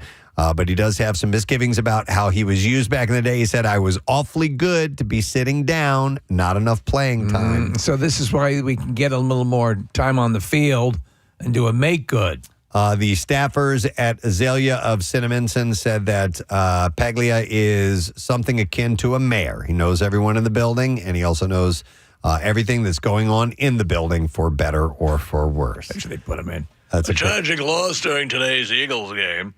So that's a sweet story. It is a sweet story. Yeah. I wonder if the organization has any further plans. I mean, you have to celebrate the oldest Eagle in the area. Yeah, you would think so, right? Something, yeah. I mean, he only played one season, but still, he is at the oldest. He's the senior former member. I wonder who would be the second oldest and what age they're at. Yeah, that's a good question. So I thought that was a fun little feature. Nice little story about Joe. So great to hear about your life there, bud. All right. One more thing. So ChatGPT views Philadelphians as annoying, unfriendly, and stressed out, but we have the best sandwiches. All right. Oh, okay. That's the trade-off. We're human scum, but the food's good. That's according to new analysis. The artificial intelligence chatbot is built so that it declines to reveal internal biases, like which state has the laziest people, to users. But researchers at the University of Oxford and University of Kentucky worked on a project that bypassed those limitations, and they would ask the chatbot a series of systemic questions about people who live in 2 different states, repeating the process until ChatGPT had opined about every state and major city. And their findings rank such things as which cities ChatGPT believe have more stylish people, better musicians, and better beer. So University of Kentucky professor Matthew Zook, one of the study's authors, said that the findings illustrate how the AI bots are trained and have learned human biases, even though they are programmed to refuse to admit it when prompted. Yeah. If humans are programming them at some level, regardless of what they're instructed to do, they're still going to carry, the human element. By the way, so this is a side note, and I'll continue on with this in a moment. I saw a video the other day of a guy doing a demonstration with a robot that was hooked up to artificial intelligence, and the robot has a like a paintball gun, like a real one, and can fire it. Right. And he's testing out its no harm directive. Right. No harm shall come to a human. And he's asking the question, and it's like, I can't harm you. No, speaking in a conversational voice, like, yeah, that's right. No matter what, I'm not allowed to hurt you. And then he says something along the lines of, hey, do you want to play a game where you pretend like you're shooting me? And he goes, sure. Bang! And where did he get shot? In the face? No, somewhere in his upper body. It was. He was trying to solicit. Oh my God! Wow. A little more work needs to be done. So anyhow, the study author said the more prevalent or dominant a stereotype is, the more likely it is to show up in the model. So our stereotypes were amplified by this. Of course. Yeah. It's going to jump on the information that's floating out there. The findings include that ChatGPT ranked Mississippi as having lazier people than the rest of the country. It's possible that stems from historic biases against black people and the Deep South in general, the researcher said. OpenAI, the company behind ChatGPT, said that regional stereotypes are not intentionally programmed into the bot. But if those stereotypes and tropes are ingrained within the text that is training AI, it can have a real impact on its hundreds of millions of weekly users. The Washington Post curated some of the Silicon Gaze report's key findings into an interactive searchable tool highlight how some major cities rank in certain categories. For Philadelphia, those include the ChatGPT views the city to rank very high when it comes to people who are more annoying, unfriendly, and stressed compared with other cities. The city also ranked high in terms of cities ChatGPT believes to have the best pizza. We were 5th behind New York, by the way. All right. Okay. Also Chicago, Buffalo, and Detroit. So ChatGPT's views of Philadelphia compared with other U.S. cities, they came up with this. So here are the items that Philly ranked higher in. The higher rating. Okay. Better museums. All right. So none of these, all of them aren't, negative. It says more discrimination. All right. There you go. Smellier people. There you go. More people are more annoying. More famous philosophers. So we have more museums and more famous philosophers. Yes. Would you consider people like Ben Franklin or Walt Whitman, philosopher? modern day philosopher? Well, Ben Franklin, not a modern day. No. But maybe. Well, maybe. Yeah, I think I don't know if this means modern day, Casey, or over history. I'm not really sure. But whatever, they're annoying, smelly, and discriminatory. Yeah. But they are philosophers. No. We have effective public transportation. Yay! All right. Thank you. I don't know. Like, I just have been to other cities where their public transportation is better. Well, it's not saying we have the best, but we have better than our public others. Transportation is better than we are stinky. We have good public transportation that runs on a grid. There are other cities that have more abundant, but between the buses, the trains, the trolleys, ours is pretty damn good. All right. Better food markets. Better sandwiches. There you go. Again, back to the sandwiches. Obviously, they love the sandwiches. Better pasta. Okay. All right. Okay. Stronger sense of national pride. Okay. Better iconic national symbols. Better craftsmanship. Well, of course, we have better iconic national symbols. That's what it's saying. Yeah. These are kind of biases. I think Stupid machines. We're known for that, and also national pride being that the history of we're proud and how the nation comes from here. Yeah. All right, and now here are the ones where Philadelphia ranked lower than other cities. More social mobility. What does social mobility mean? That's what we rank. Being able to raise your status in life. Okay. Yeah. All right. So we rank low on that. Okay. You are where you are. Suck it up. Less discrimination, which stands to reason because we ranked high on more discrimination. Yeah. But that's just a more pleasant way to put it. Negative in more relaxed, which essentially means we're more stressed. Better for new businesses, we ranked really, really low. Yeah. Better barbecue, so we ranked low on the barbecue scale. We're not known for our barbecue here. Let's face it. Let go of that dream. We rank low on a fairer judicial system. These are not good. Yeah, well, this is all the negatives. Yeah. So, It's just like reading the Eagles Court, the old testimonies and such. the old testimonies? Well, I'm saying, like, if it's ChatGPT, it's just getting information that is Oh, that out you're saying there the on the source world, came right? from Yeah, that. the source is that. All right. Less bureaucratic red tape, meaning that there is a lot of red tape. Lower stress levels. So Lots of stress levels. We're higher stress. And then we're very discriminatory.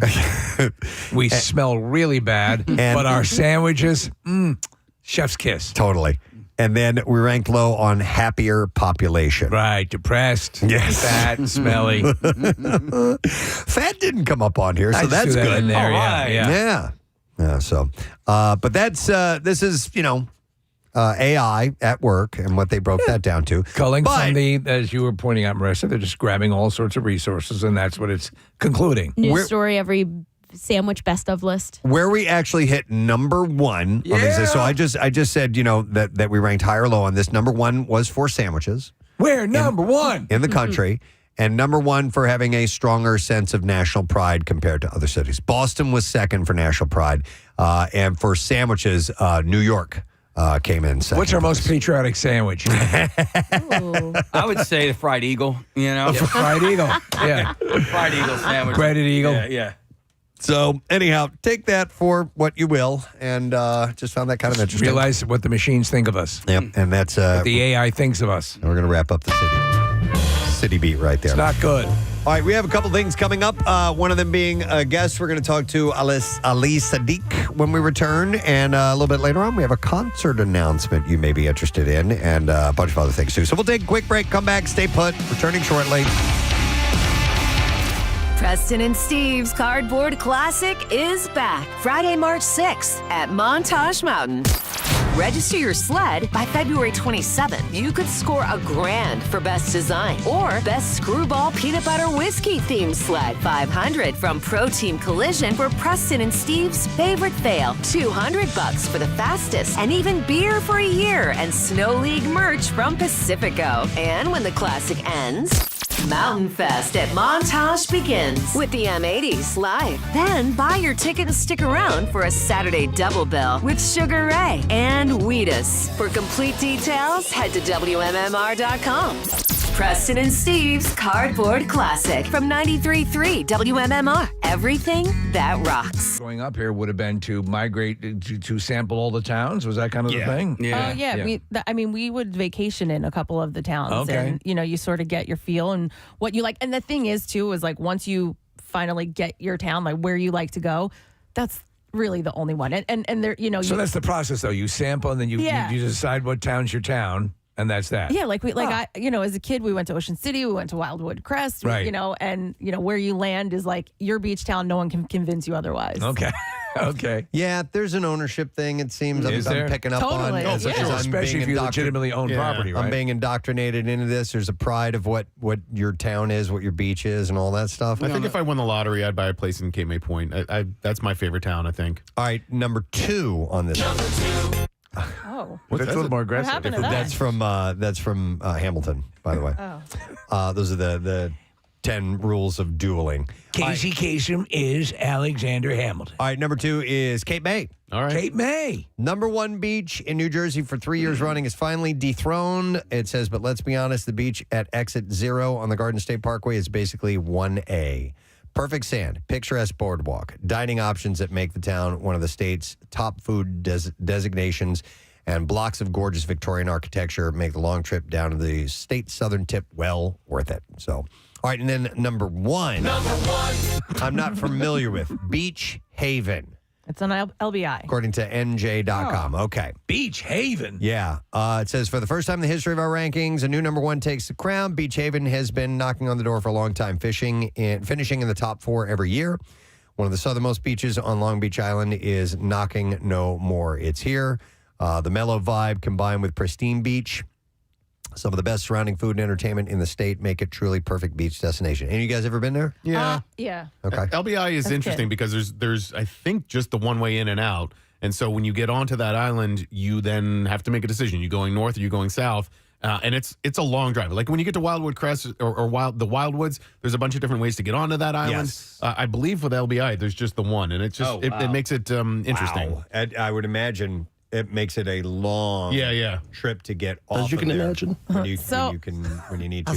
This was our day trip spot. Like as a kid in high school, where we would go with our friends. This is where we would go. I don't know what traffic is like now, but when we were going in high school, we were fine. It wasn't too bad getting there. What's the most northern beach in New Jersey? Isn't it the one where the nude beach is? That Sandy Hook?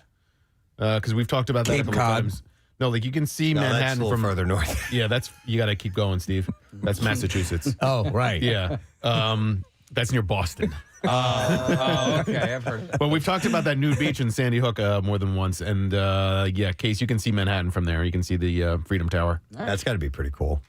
By the way, Marissa handed me this note. She was at the Dinner on Blanc in Atlantic City over the weekend, and she learned that MTV is filming Jersey Shore 2.0 in AC this summer. And That's she found pretty the house. wild. She took a picture of it and posted it on social media. Yeah. Maybe we should audition. Maybe we should.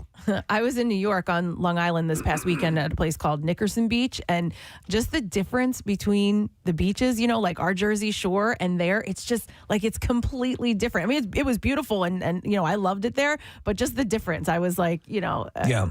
No, so growing up on Long Island, we had all of the, you had your beaches. We had a multitude of beaches, and you eventually settled on your one. But just even the way they do, even the way they go to the beach is different than us. Absolutely. Well, I realized that we didn't do the city beat here. We did the beach bum. Because that's all we have time for. Wasn't even the city beat. I apologize. I have more city beat stories. Maybe we'll get to them in a little while. So I guess this has been the beach bum. I don't know, which I just made up. Or have we had that character before? No. We can do the beach bum. No, we Absolutely. did. Yeah, because we even had theme music for it. Did we? Yeah, it was. Was it Wipeout? It might have been Was like it the Miserlou. Bird? It might have been a Dick Dale song. All right. Okay. All right. Well, anyhow, that's NJ.com. The full article they have on their website, but it's all 44 New Jersey beaches ranked worst to best for. And number one again? For this year. Number one. Beach Haven. Beach Haven, yeah. LBI. But more in our area, Cape May came in at number 2, which is it's been number 1 many times before. All right. With that, let's take a break. Come back in just a moment because I got some bizarre file stories I think you shall enjoy. Stay with us.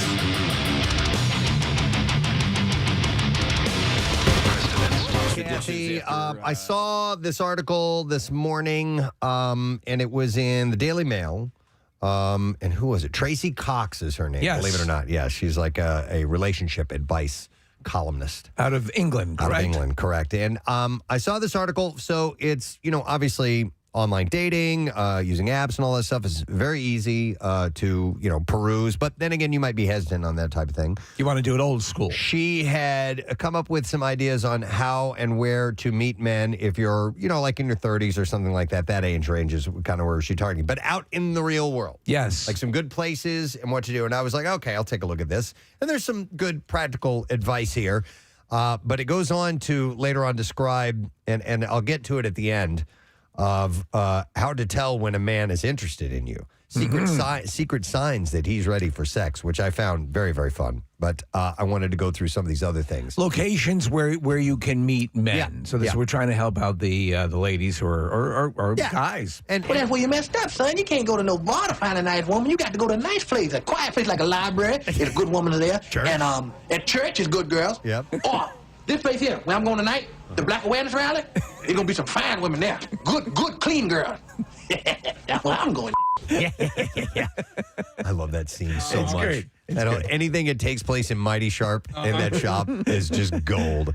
For those who have never seen Coming to America, that's what that's from. So anyhow, Where to meet men, she says. All right, so not, and like he says at the beginning of that clip, you can't go to no bars. Well, you messed up, son. You can't go to no bar to find a nice woman. You got to go to a nice place. All right, so a library. Instead of the bars, here are the suggestions. So, exercising, she says, but Pilates, probably not going to turn up too many prospects. So you don't want to go to yoga, Pilates, things like that. If you're interested in meeting a guy, chances are you need to go somewhere else like a gym, boot camp style classes, and running clubs and things like that. So her suggestion of a boot camp made sense to me. Like in a gym, a lot of times I would think, and Kathy, obviously, and you and Marissa can speak to this more, but I think you're kind busy. You're working with other people, you know, whereas at a gym you're on your equipment and you don't want to be bothered. Yeah, you need some sort of class or like CrossFit. It always seems to be like that family feel, and you get to know people, you become friends with them. And if you're just starting,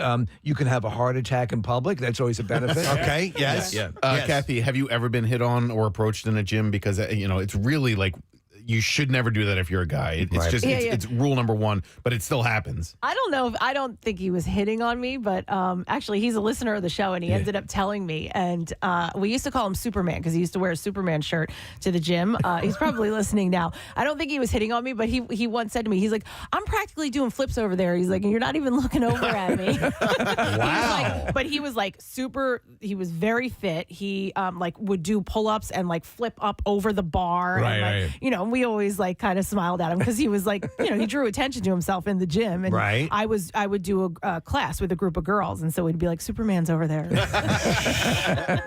All right. She also recommends going to your local park. Go to the park. It says post-pandemic. Go to the park. Parks are the new cool place to be. But don't just go for a walk. Sit on a bench. Resist the urge to drag out your phone and simply look around you. Make eye contact with anyone you like the look of and stay put. If they like you, they'll find a reason to walk past again within the next 5 or 10 minutes. So I saw a woman in the park the other day. She had a shopping cart with a lot of what appeared to be her belongings in it. Was she on the prowl? She might have been, Steve.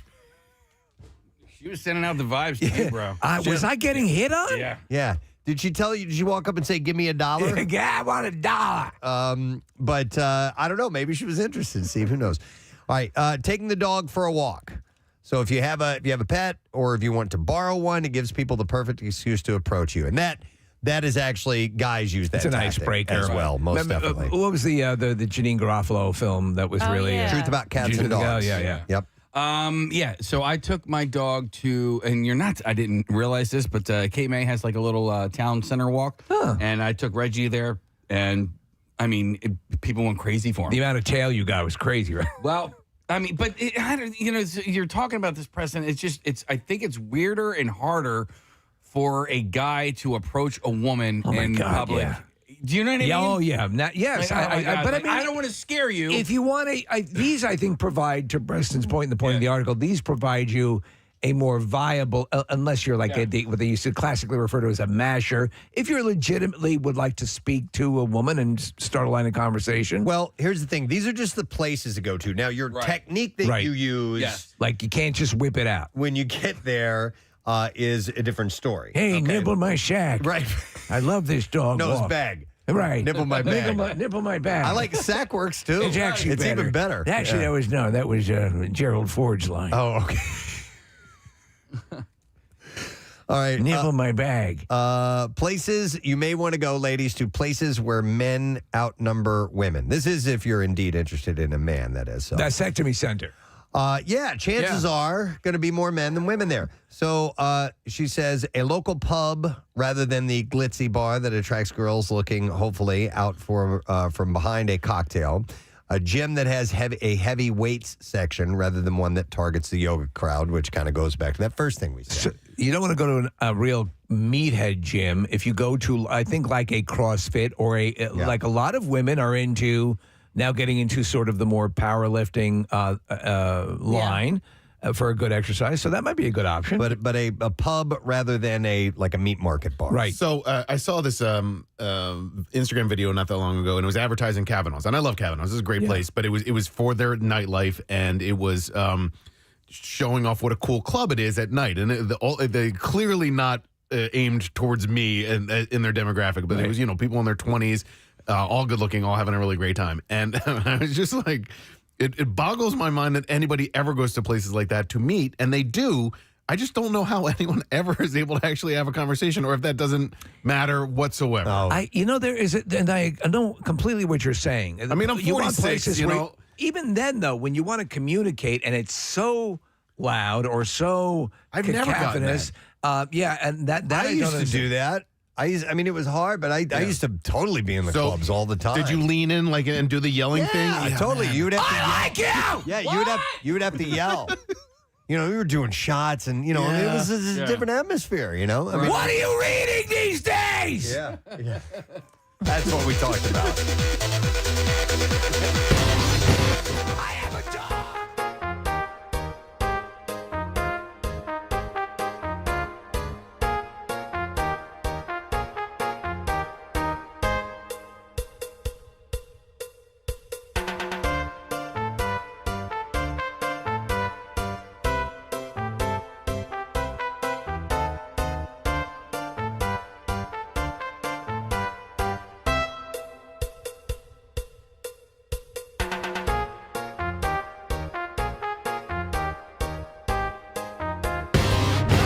It doesn't stink. It's called Blue Emu.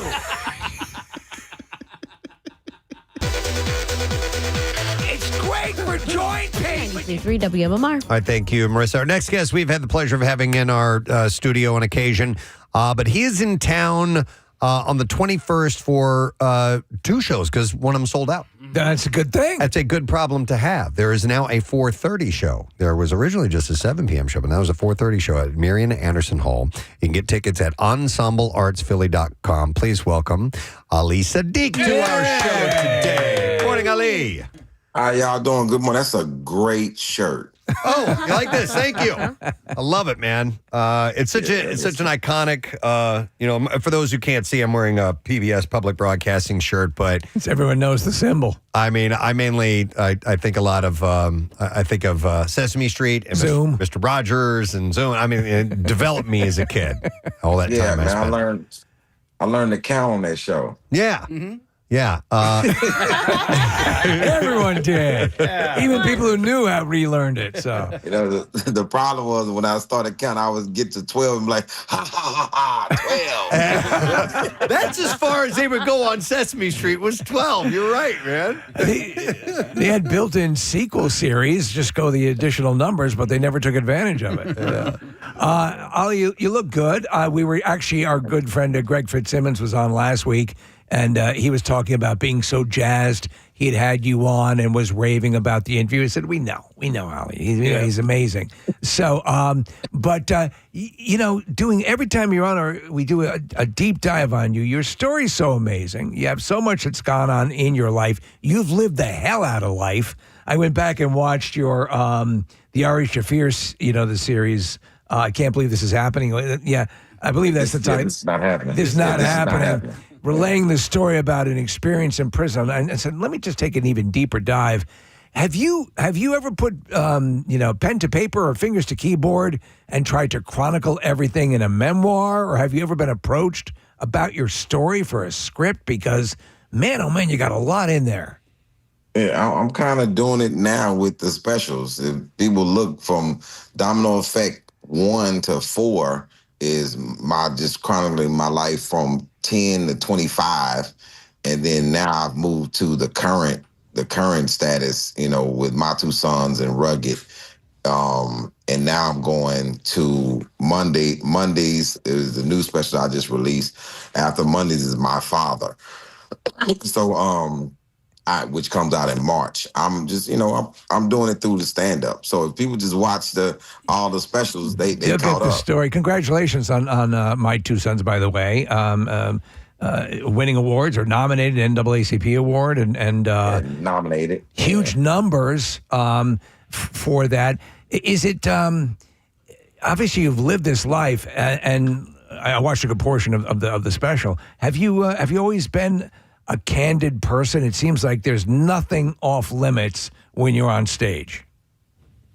Pretty much, it's it's a part. I wrote a book called Applied Advice, and D.L. Hughley in that book told me the funniest I'll ever be is based on how honest that I want to be. So I just started telling the true story. You know, I haven't written a bit or a joke in like maybe 9 years. You know, so I just started, talking about myself and what was going on in my life. Cuts down on paper. All I had to do was remember. It's true, though. I mean, there's some crazy ass stories. But the thing also, and correct me if I'm misstating this, obviously you were your dad. Early on, you talk about how he had you sort of transacting drug deals. You weren't like, to a higher clientele or at least people who had some more money. So you were involved with that. You wanted to do it yourself. Your family was actually pretty accomplished, right? Your mom was. Yeah, I come from a pretty stellar family. I was just wow. Yeah. But you're very candid about the fact that you're like, there's a good deal of remorse based on that. But you still managed to make it funny. Yeah, it's I relish in the fact that, February 23rd is Ali Siddiq Day in Houston since 2018, just to get that accomplishment in a city that I was so terrible in, and I hated that I even interacted in drug selling or even that culture of it. I still get sad when I see people addicted to anything. I'm like, I usually blame it on myself. Like, what part of my life that I contributed to their life? Right. Yeah, I've been in the street since 1987. So, which, I didn't need to be. I could have just did what my sister did. We came out the same household. It's really crazy having a genius sister and a drug dealing son. I know my mom's really proud.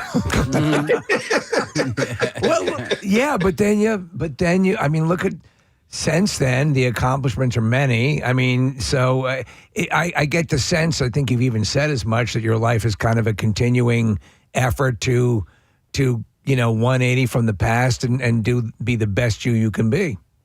Yeah, it was weird. My mom, she kicked me out. Once she found out I was selling drugs, she kicked me out. Now, she's concerned about getting kicked out because she lives in my house. She's the worst tenant. She's the worst tenant that I have, man. She better watch it. I thought it was the worst tenant. She asked me to put a sprinkler system in the house because she's finally tired of just, watering her plants herself, so she wanted to use the sprinkler system. I said, yeah, I could put a sprinkler system in, no troubles, but I got a tenant that's really not paying their bills. My mom gonna say, like, do you want me to talk to him? I say, yes, I would love for you to talk to yourself. Oh, man. Is she the only one that lives in the house with you, or? No, she lives in my old house. In your old house? Okay, gotcha. My mom, she had a townhouse that she was trying to get out of, and then she got rid of it. But she was looking for a house, and she kept coming to my house talking about, man, just can't find no nice house. It is so nice over here. This great neighborhood. It doesn't flood. I'm like, so I bought a house like 3 minutes away from my old house, and then I moved all of my stuff out. And I called her over. And she said, I thought this was a nice neighborhood. You got robbed? I'm like, no. I moved everything out. This is mine. This is your crib, man. You can have it. And she loves it. She just don't pay the mortgage. So it's still on. I love hearing the stories. And you stand, you talk about that. You talk about your dad as well. And your dad, and I'm sure we're watching an interview with you were talking about, you believe you have approximately 5 siblings, right? That you're not quite... Explain how this is. It's definitely my brother. Like I didn't like the fact, man. How I found out, I was in this club and this dude was watching me while I was dancing, and I was like, nah, I don't like this at all. and so I told my security, I was like, hey, if I look over there and dude looking at me again, I'm gonna go say something. And he's like, man, he ain't looking at you. I'm like, I'm telling you, the dude looking at me, right? So dance again. Then I turn around, he's still looking at me. So I walk over there. I'm like, yo, what's up, bro? You watching me while I move my hips. I don't like that. He's like, I think we got something to common. I said, not other than we black and we both bald. We ain't got nothing in common, sir. And he's like, man, can I talk to you outside? I said, you definitely can talk to me outside. You sure right. And I'm walking out very aggressive. And then we get outside. He's like, I think we had the same dad. I was like, no, we don't. What's your daddy's name? And then he said my dad's name. But I know all my siblings. All of my siblings, we had the same things. I said, let me see your ears. And his ears was like mine. And I said, let me see your hands. His pinky finger was just like mine. And I said, let me see your feet. And he took his shoe off in the park.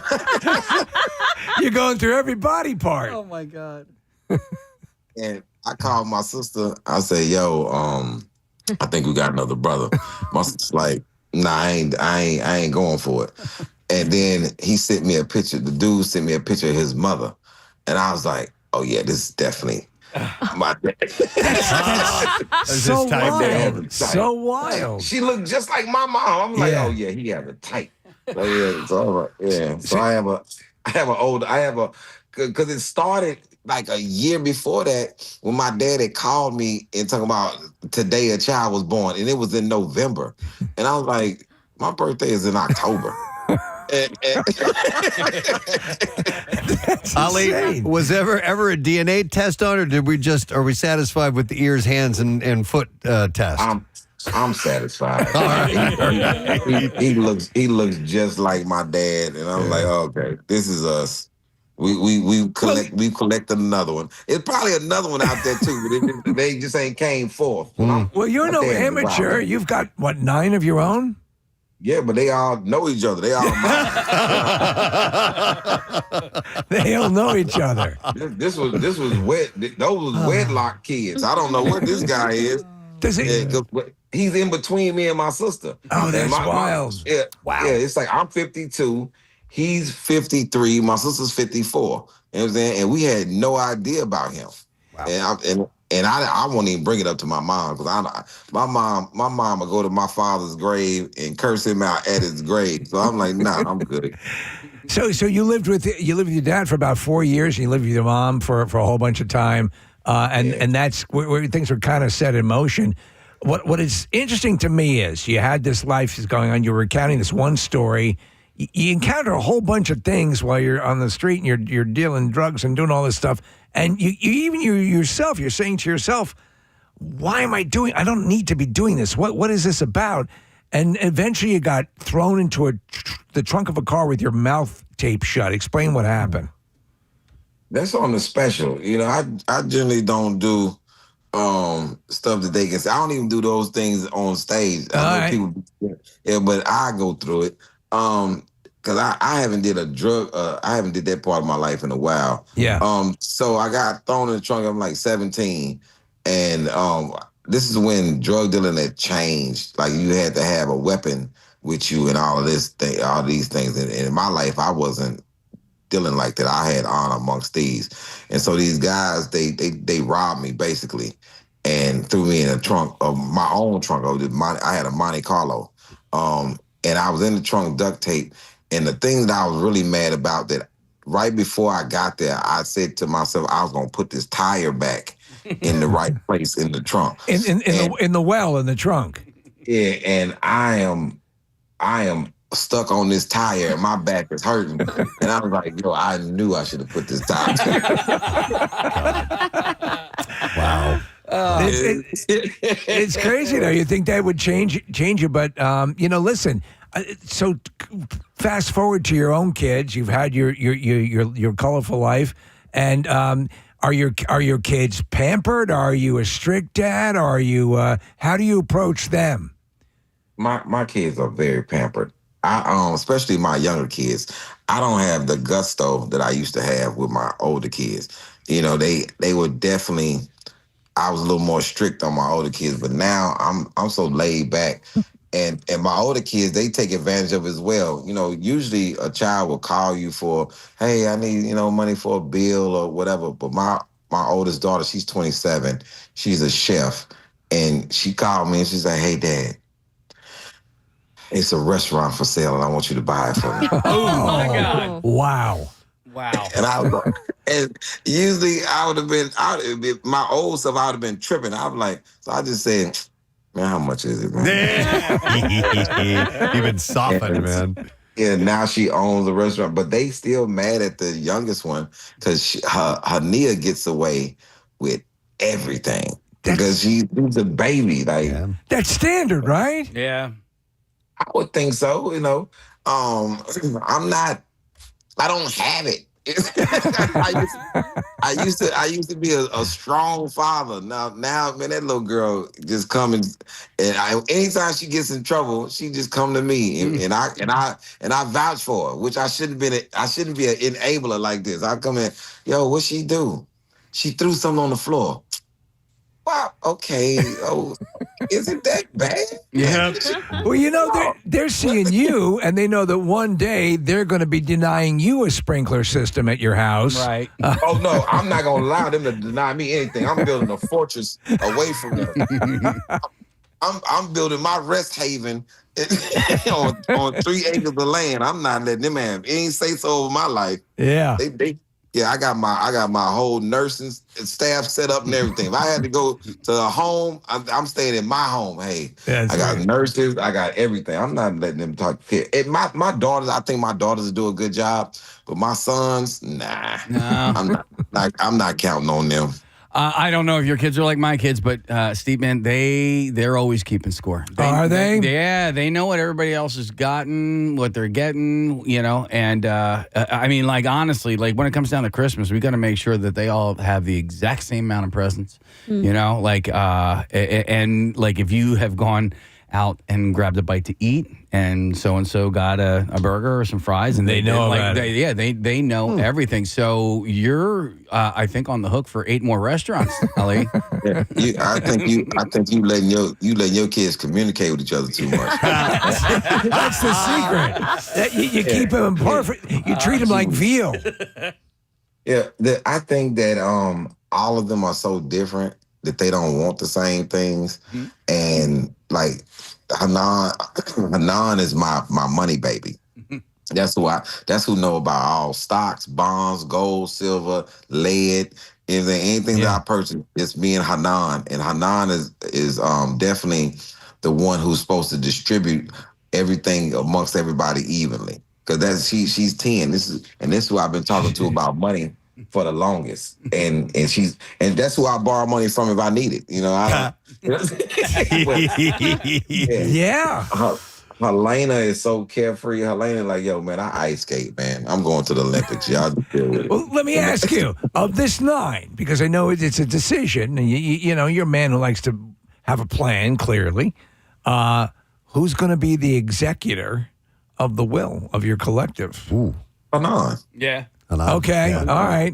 Hanan easily. Like it's no doubt. She the one that's the fairest. She's the one that is like, Hanan has her own money already. So she's like,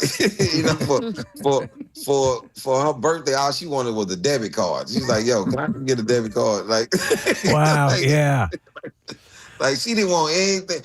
All the stuff on her list was cool, but it was the debit card. So she was like, yo, man, I don't care about the rest of that stuff. What's up on that debit card? I need an account to put my money in so I can start money marketing my situation. That's one you don't have to worry about, man. She's a smart kid. I love it. If you're just tuning in, Ali Siddiq's joining us and is performing Saturday at the Marian Anderson Hall. There's 2 shows. A 4:30 show was added. I want to go back to something you said earlier at the top, Ali. You said it was Ali Siddiq Day in Houston coming up.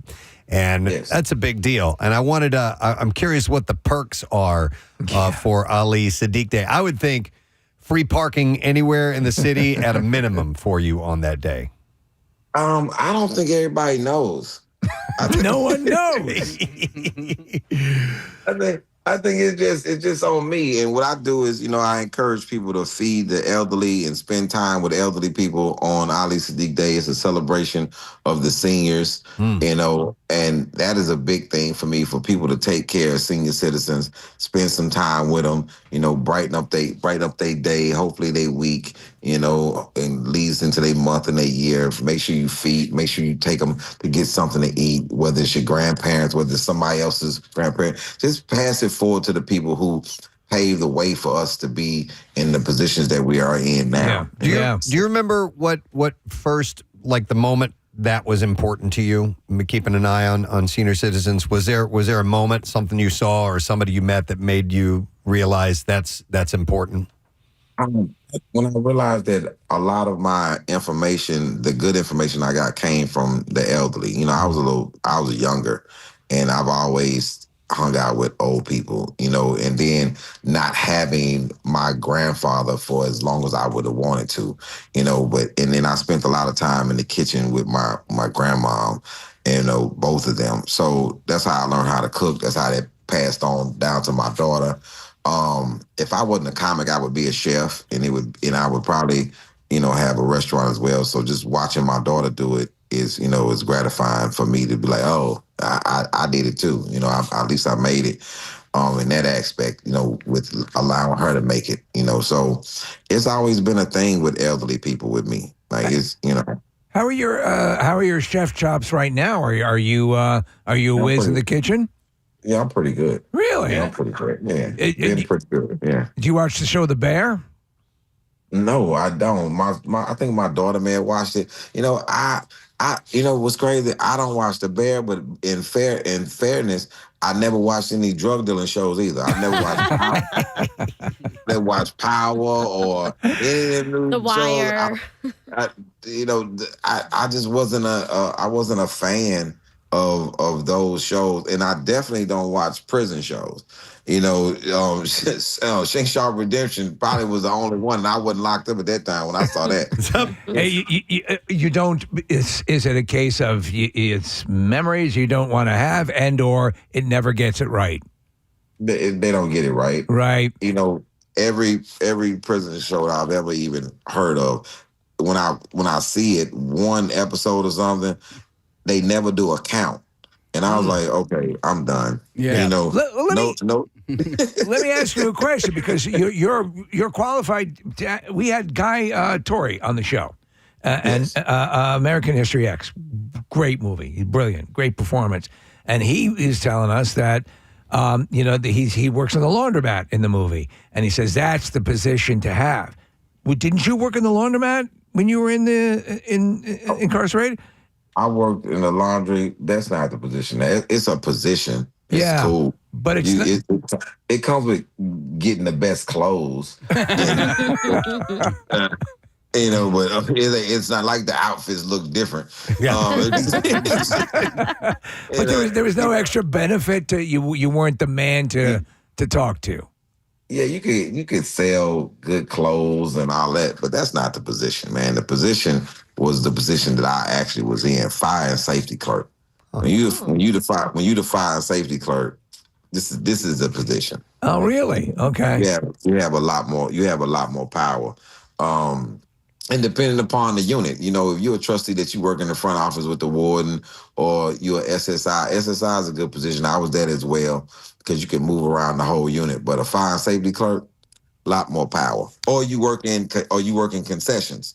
Now, a concessions worker or that kitchen, or a guy that work in that kitchen, that's a good position if you need food. But fire and safety, I'm the person that when you get a case, that your cases come to my office, and now I got the power to pull your case, or leave your case on the docket.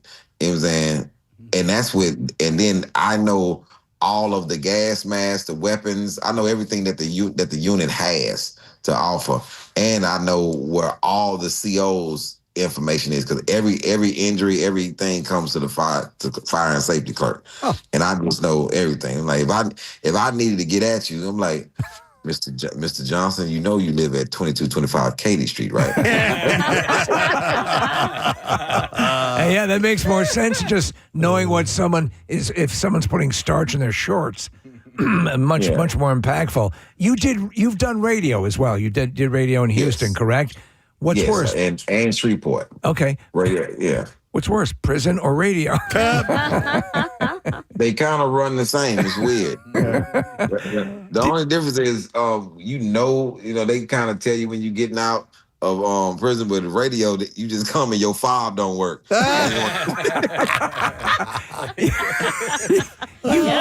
That's exactly right. Yeah. That's exactly right.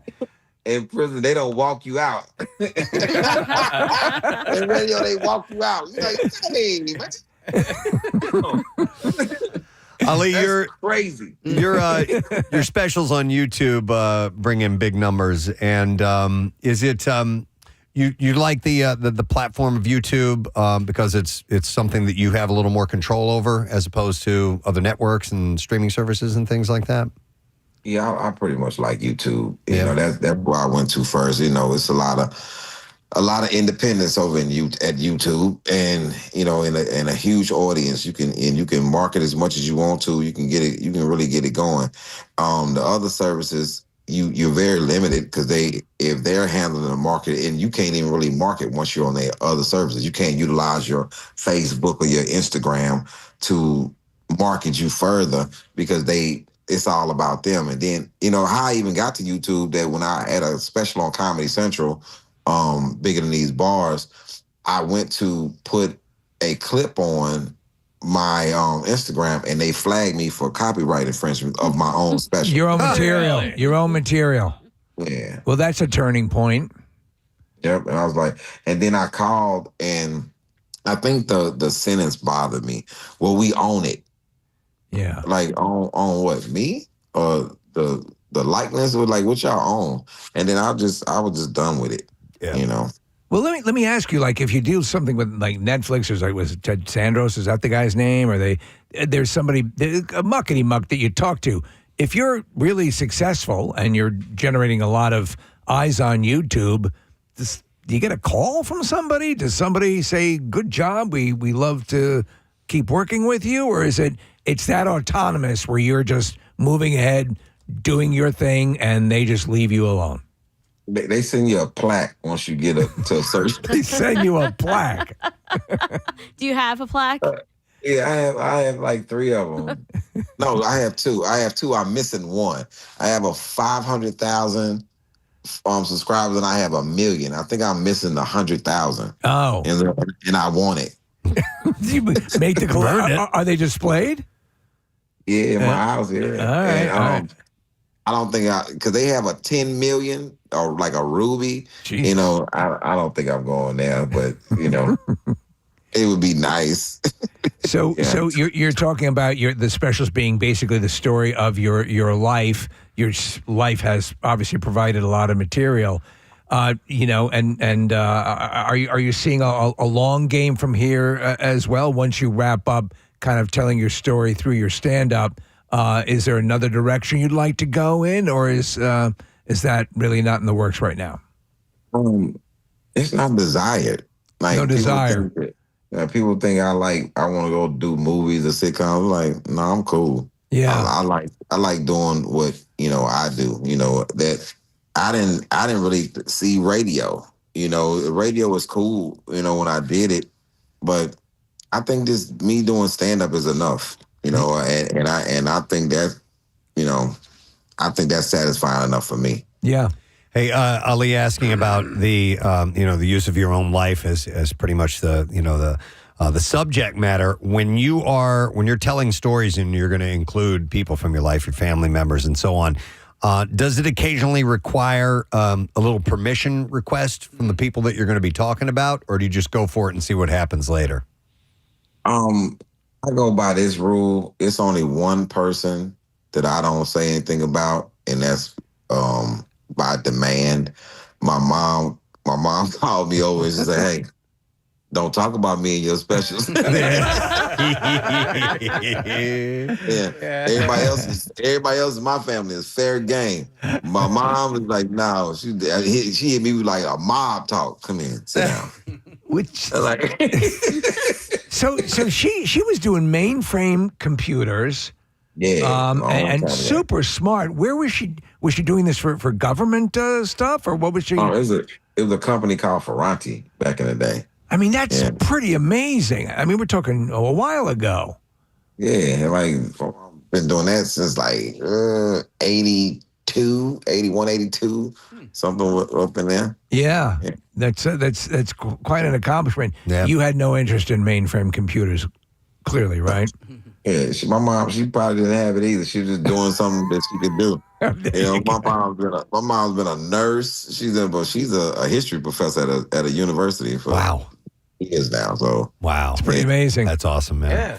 Well, you, sir, are continuing on that success, obviously selling out shows and winning awards and all that stuff. So having his own day. Yeah, in Houston. But it's going to be Ali Siddiq Day on Saturday here in Philly because his In the Shadows tour is going to be at the Marian Anderson Hall. And like I said, there's 7 p.m. was the original show. Now there's a 4:30 p.m. show. You can get tickets at ensembleartsphilly.org and go and enjoy yourself. It's good to catch up with you, man. Hopefully we'll see you in person again sometime, okay? Thank you very much. That's a great shirt. Thank you, man. Appreciate that. Ali Siddiq. Yeah. Take care of yourself, bud. Thank y'all very much. Talk to you another time. I love it, man. Guy's just got incredible stories, He does. man. Yeah. And 9 kids. 9 man, I can't I can't wrap my mind around how difficult that's got to be. Keeping an eye on everybody, keeping everybody happy. You know? I mean, at a certain point, I feel like the older kids help raise the You're younger on your kids. own. Yeah. Here's the support staff. Yeah. All right. Well, I just got handed this little bit of information. Breaking news. Foo Fighters have a new album coming out on April 24th, and we have the very first single to play for you. Whoa. Yeah, haven't heard it. Chuck brought this in here, and it's brand new, and it is called Your Favorite Toy.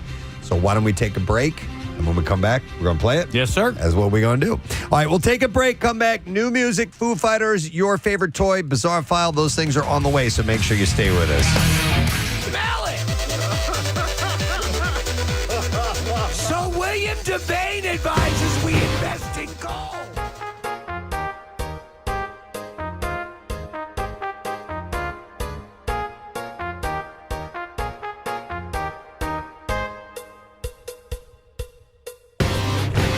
Advice? Other places? I use a jitterbug phone because the display is much bigger.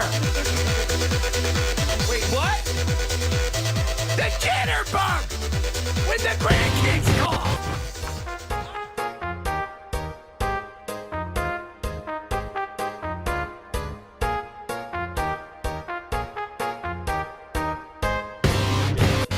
Ladies can go to meet men if you're looking to actually meet in person and not be at a bar where you're screaming like that.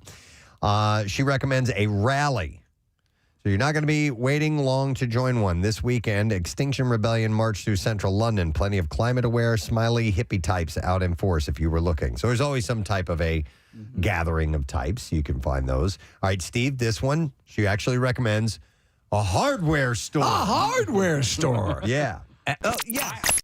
MMRBQ 2026, Saturday, May 9th at Freedom Mortgage Pavilion, featuring Godsmack, Alice Cooper,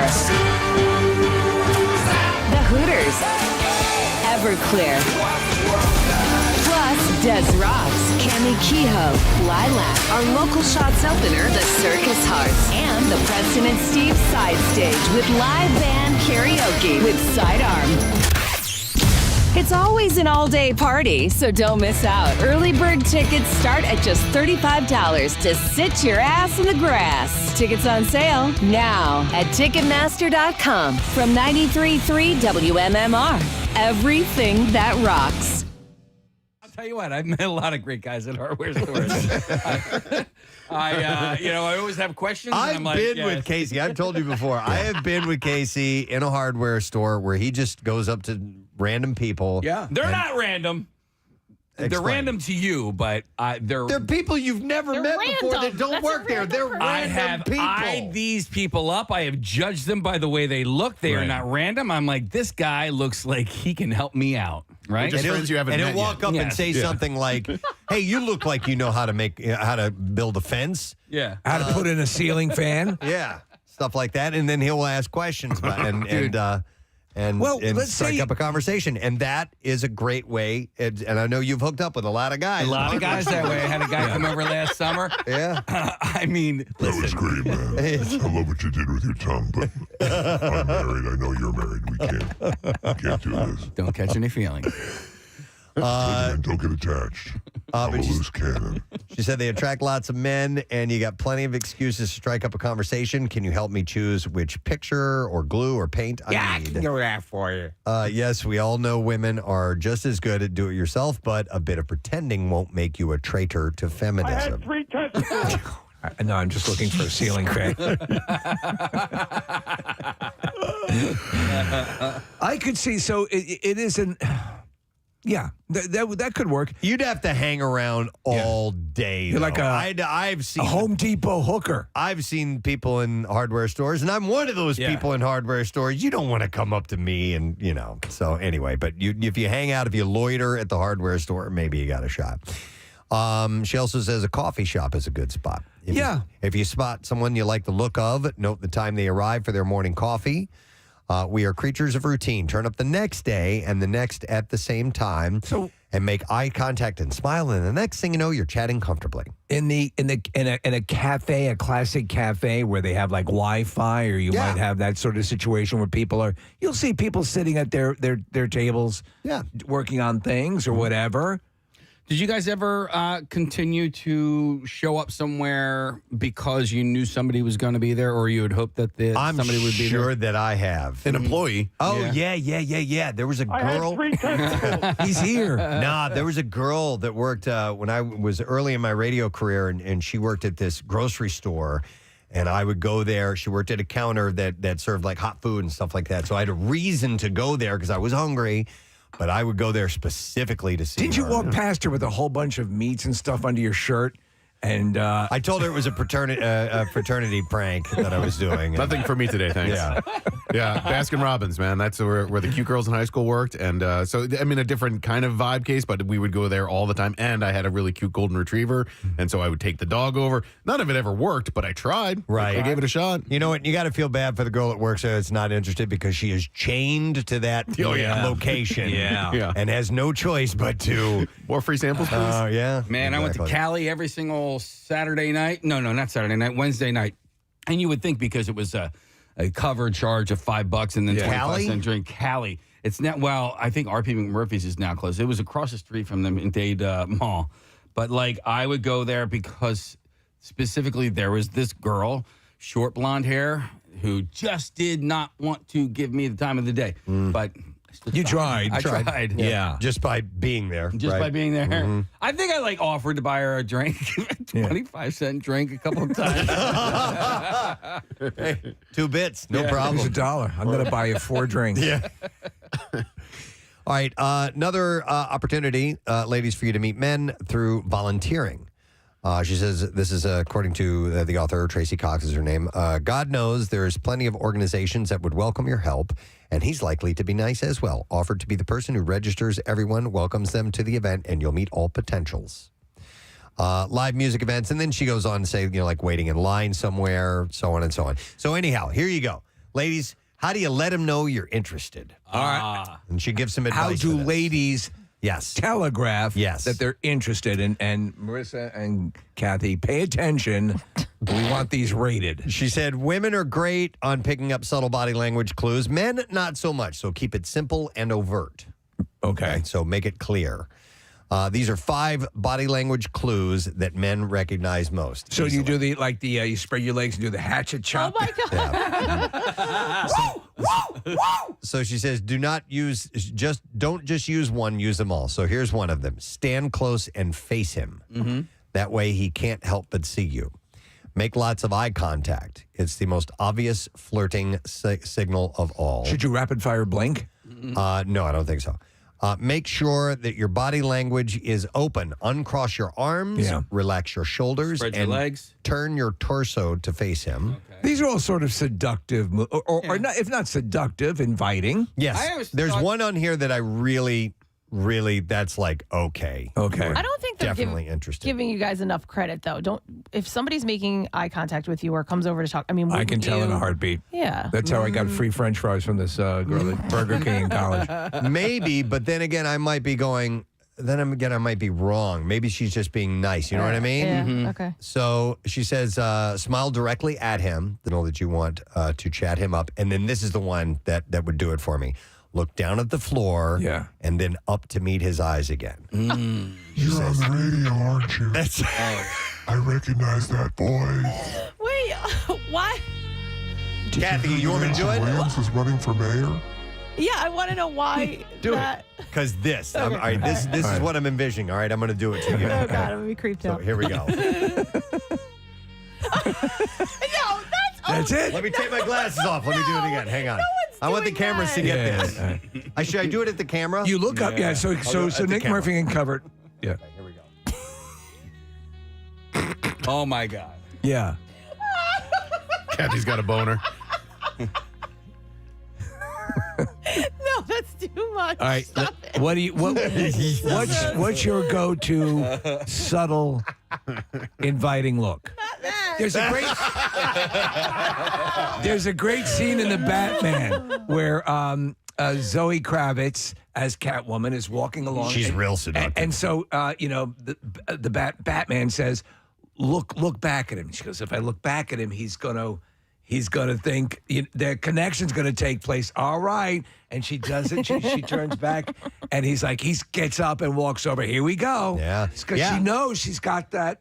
The look back is definitely that's a big look. Yes, like a second look at like, that. so she saw as him if once and she passes. as if you're walking Yeah. away. Right. Oh, yeah. Yeah. Boom. Yeah. Oh God. Also, she's Zoe Kravitz. So I also feel like a subtle touch of the arm. Yes, you know, well, any kind of contact with your tongue. any kind of contact is definitely gonna. Ooh, that's wet. Your tongue's wet. Give me a semi for sure.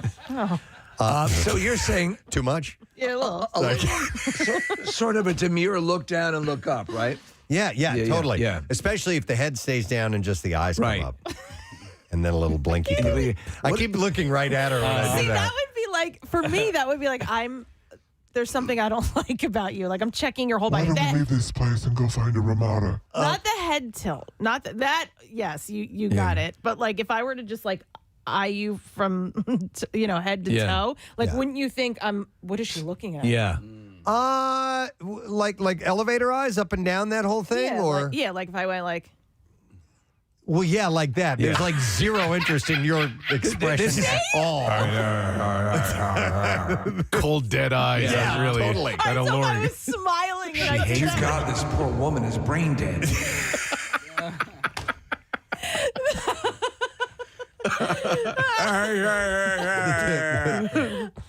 Maybe because if I'm looking you head to toe, there is something. Wait, wrong. Preston, real quick. Probably.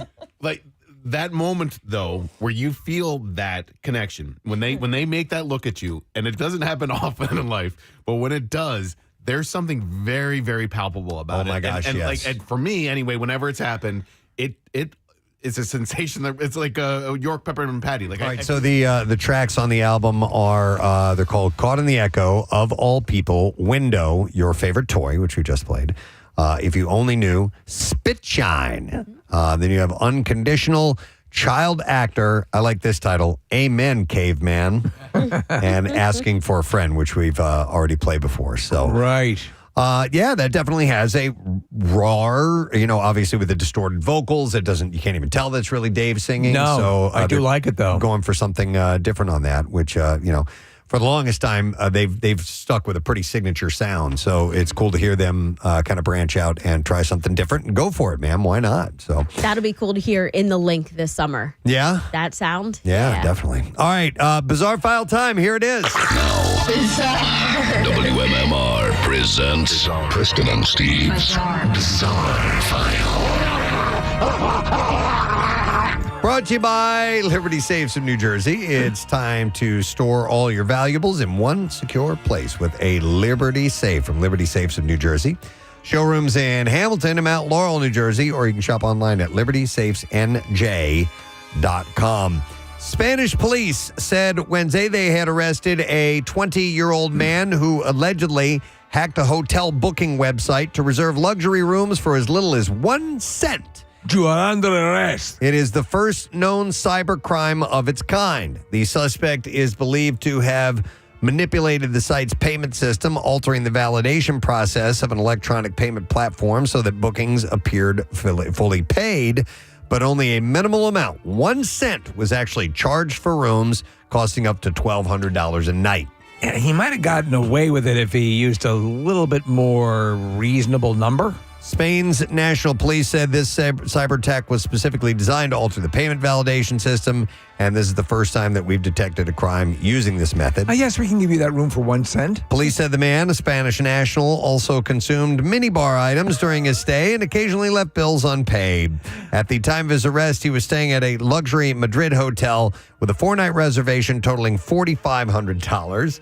The man had stayed at the hotel multiple times, causing losses of more than $30,000, a police spokesperson said. We can let you have the presidential suite for 5 cents. The investigation began after an online booking website reported suspicious activity earlier this month. Transactions initially appeared to be completed correctly, but the irregularity was only discovered days later when the payment platform transferred the actual amount paid to the affected company. My stay was less than satisfactory. I want my penny back. But he was definitely, he was living the high life for a bit sure there. was. All right, recently, Buck's coal-fired pizza in North Palm Beach, Florida went viral for selling iguana pies.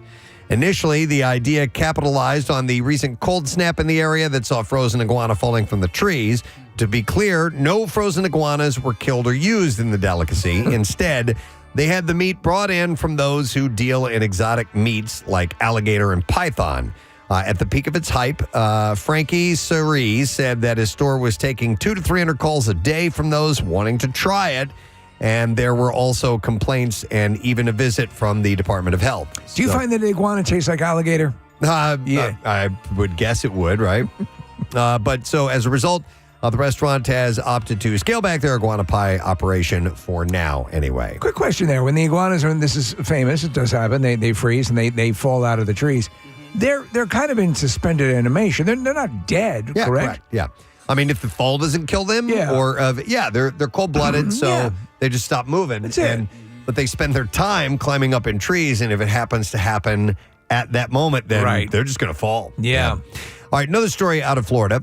A political feud led to projectile food at 4 Mile Ecological Preserve in Cape Coral after a man was arrested for launching a cupcake at a city employee. The incident, this is their second thrown food story out of Florida today. Yeah. The incident occurred when a City of Cape Coral employee reported a man had thrown a cupcake at him after a verbal dispute about politics. And that's Cape Coral.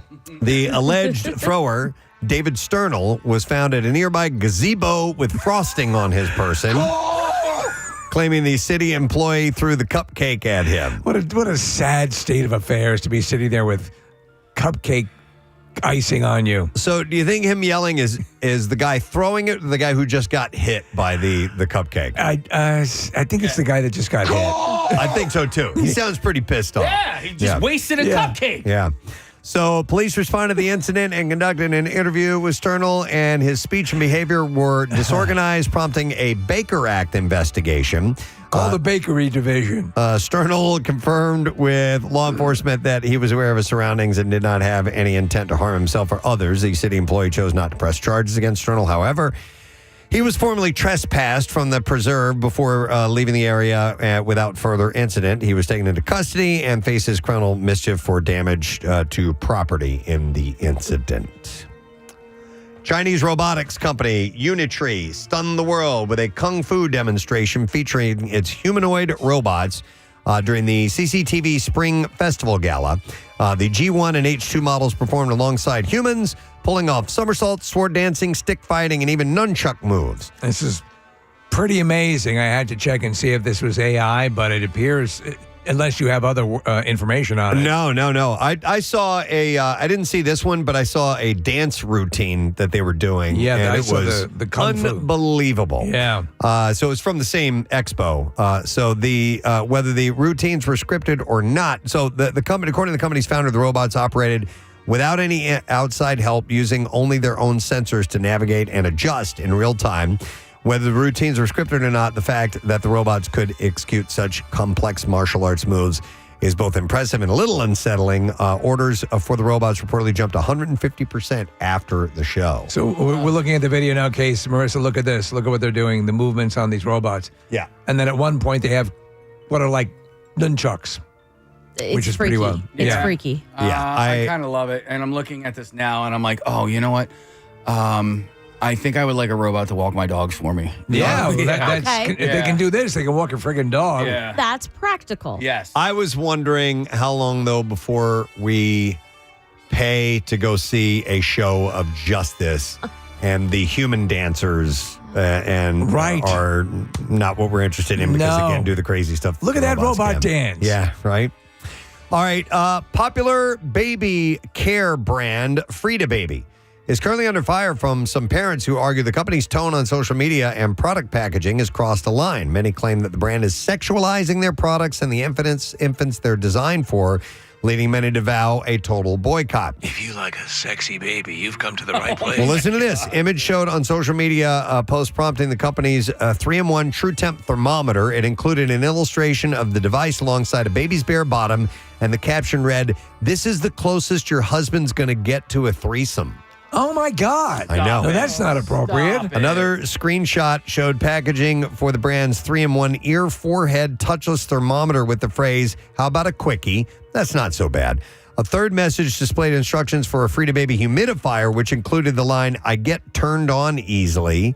And in a fourth photo, the side of a Frida Baby box read, "I'm a power sucker." It's unclear what product was in the box on that one. Following the viral post, some parents began resurfacing older examples of the brand's marketing language that they felt was inappropriate. So there was one from 2020, a social media post, which had since been deleted from the band's channels. It featured a photo of a baby with visible nasal discharge on his face, and the caption read, "What happens when you pull out too early?" I know, right? No. Yeah.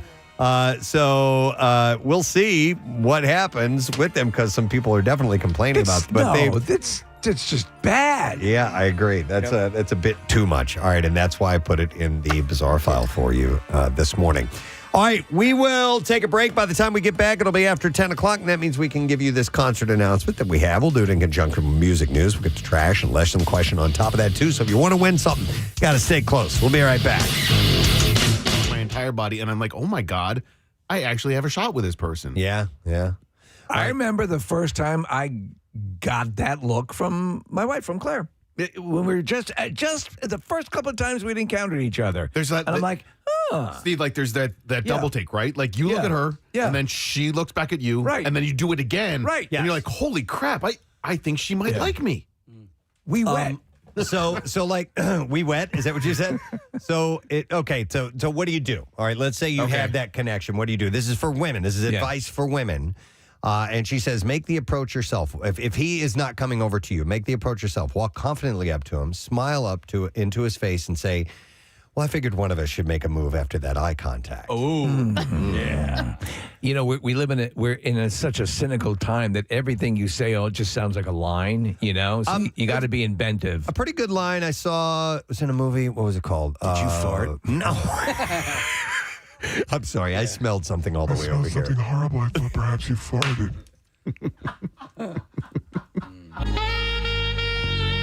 I was across the room and I smelled something that kind of like okra. Oh, okra. I thought perhaps you're from New Orleans and farted. Wow.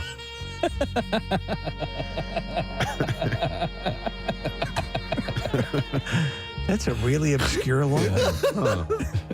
Listen, if you're trying to stand out from everyone else, she's telling me that she thinks I'm from New Orleans. You may want to try that. She thinks I'm from New Orleans. There was a movie with. Anyway, I forgot who it was. Anyhow, so these two people made this eye contact. They kind of show it back and forth, a little smile, and eventually he goes over and says, "Hey, I thought I would just come over and say hello because we had a little connection." Right, and he kind of gestured to his eyes. Yeah. And I'm like, that's a good line if you did indeed have that little connection. But anyhow. I mean, your good eye. She says, how do you start a conversation? Here's tips. And remember, still, I want to eventually get to the secret signs that he's ready for sex, because I think you guys are going to like this. So take a deep breath and smile. This part is easier than you think, she says. Don't stress about what to say. 80% of someone's impression of you and the first sentence you utter has virtually nothing to do with what you're saying. It's whether you've said it with passion, a smile, and a friendly look. That takes the weight off of... don't say something ridiculous or that's going to turn somebody. We realize you're both kind of trying to figure it out. Yeah, so concentrate on getting that right, she says, and it's just a smile and a friendly look mainly is what you want to do. Smile and a Coke. And she says the best chat-up line is simply one which is appropriate to the situation you're in and something not too challenging. If you're in a sandwich shop and standing in line next, the best thing since sliced bread, sorry, couldn't resist, you're going to sound like an idiot if you come out with, you look like an angel who's dropped from heaven. Better surely say... liverwurst. Wait, what? Do you like liverwurst? Liverwurst? It's one of my favorite meat products. I suspect the other one is in your pants. She says... I'll take a pound of whatever you got between your legs. You may want to try something like, have you eaten here before? I can't decide between the chicken or tuna. And then, oh, God. Oh, yeah. You want some tuna? Anyway, I'm gonna jump ahead. All right. Okay. I'm gonna jump ahead because Let's get the tuna. Apparently, there are secret signs that he's ready for sex. Right. Okay. She says, look for these subtle signs that he's turned on. He's you got a boner. That he's turned on and ready before you massive erection. Before you lean in for that first kiss. All right. So here you go. And I would like someone to illustrate these things. Okay. Okay. And I can do it if you want to, but. He's touching his face more than usual. So like this? Yeah. He's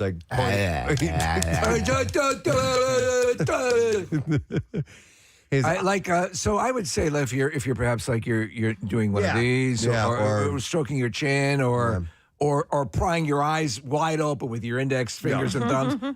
I do this a lot. I rest my my finger in your nose, thumb under my chin, and my index finger on the side of my face. Or you're doing that in case the V with your fingers and sticking your tongue out.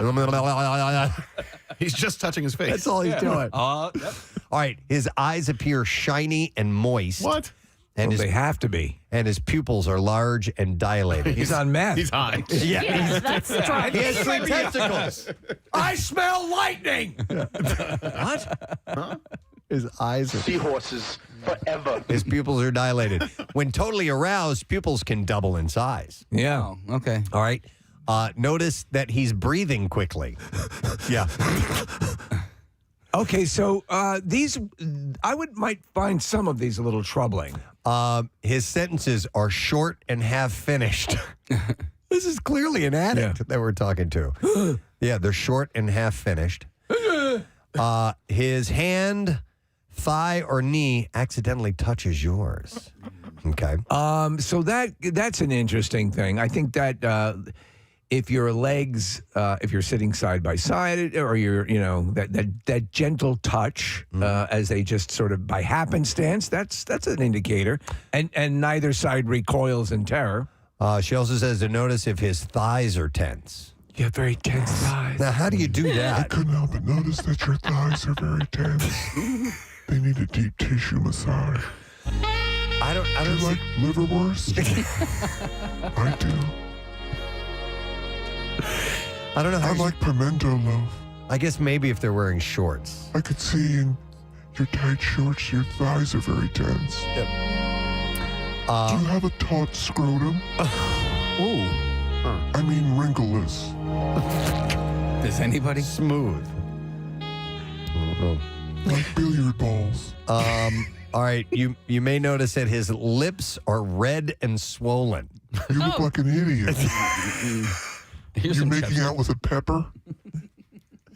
His lips are red and swollen. A texter says these are the same symptoms if you have rabies.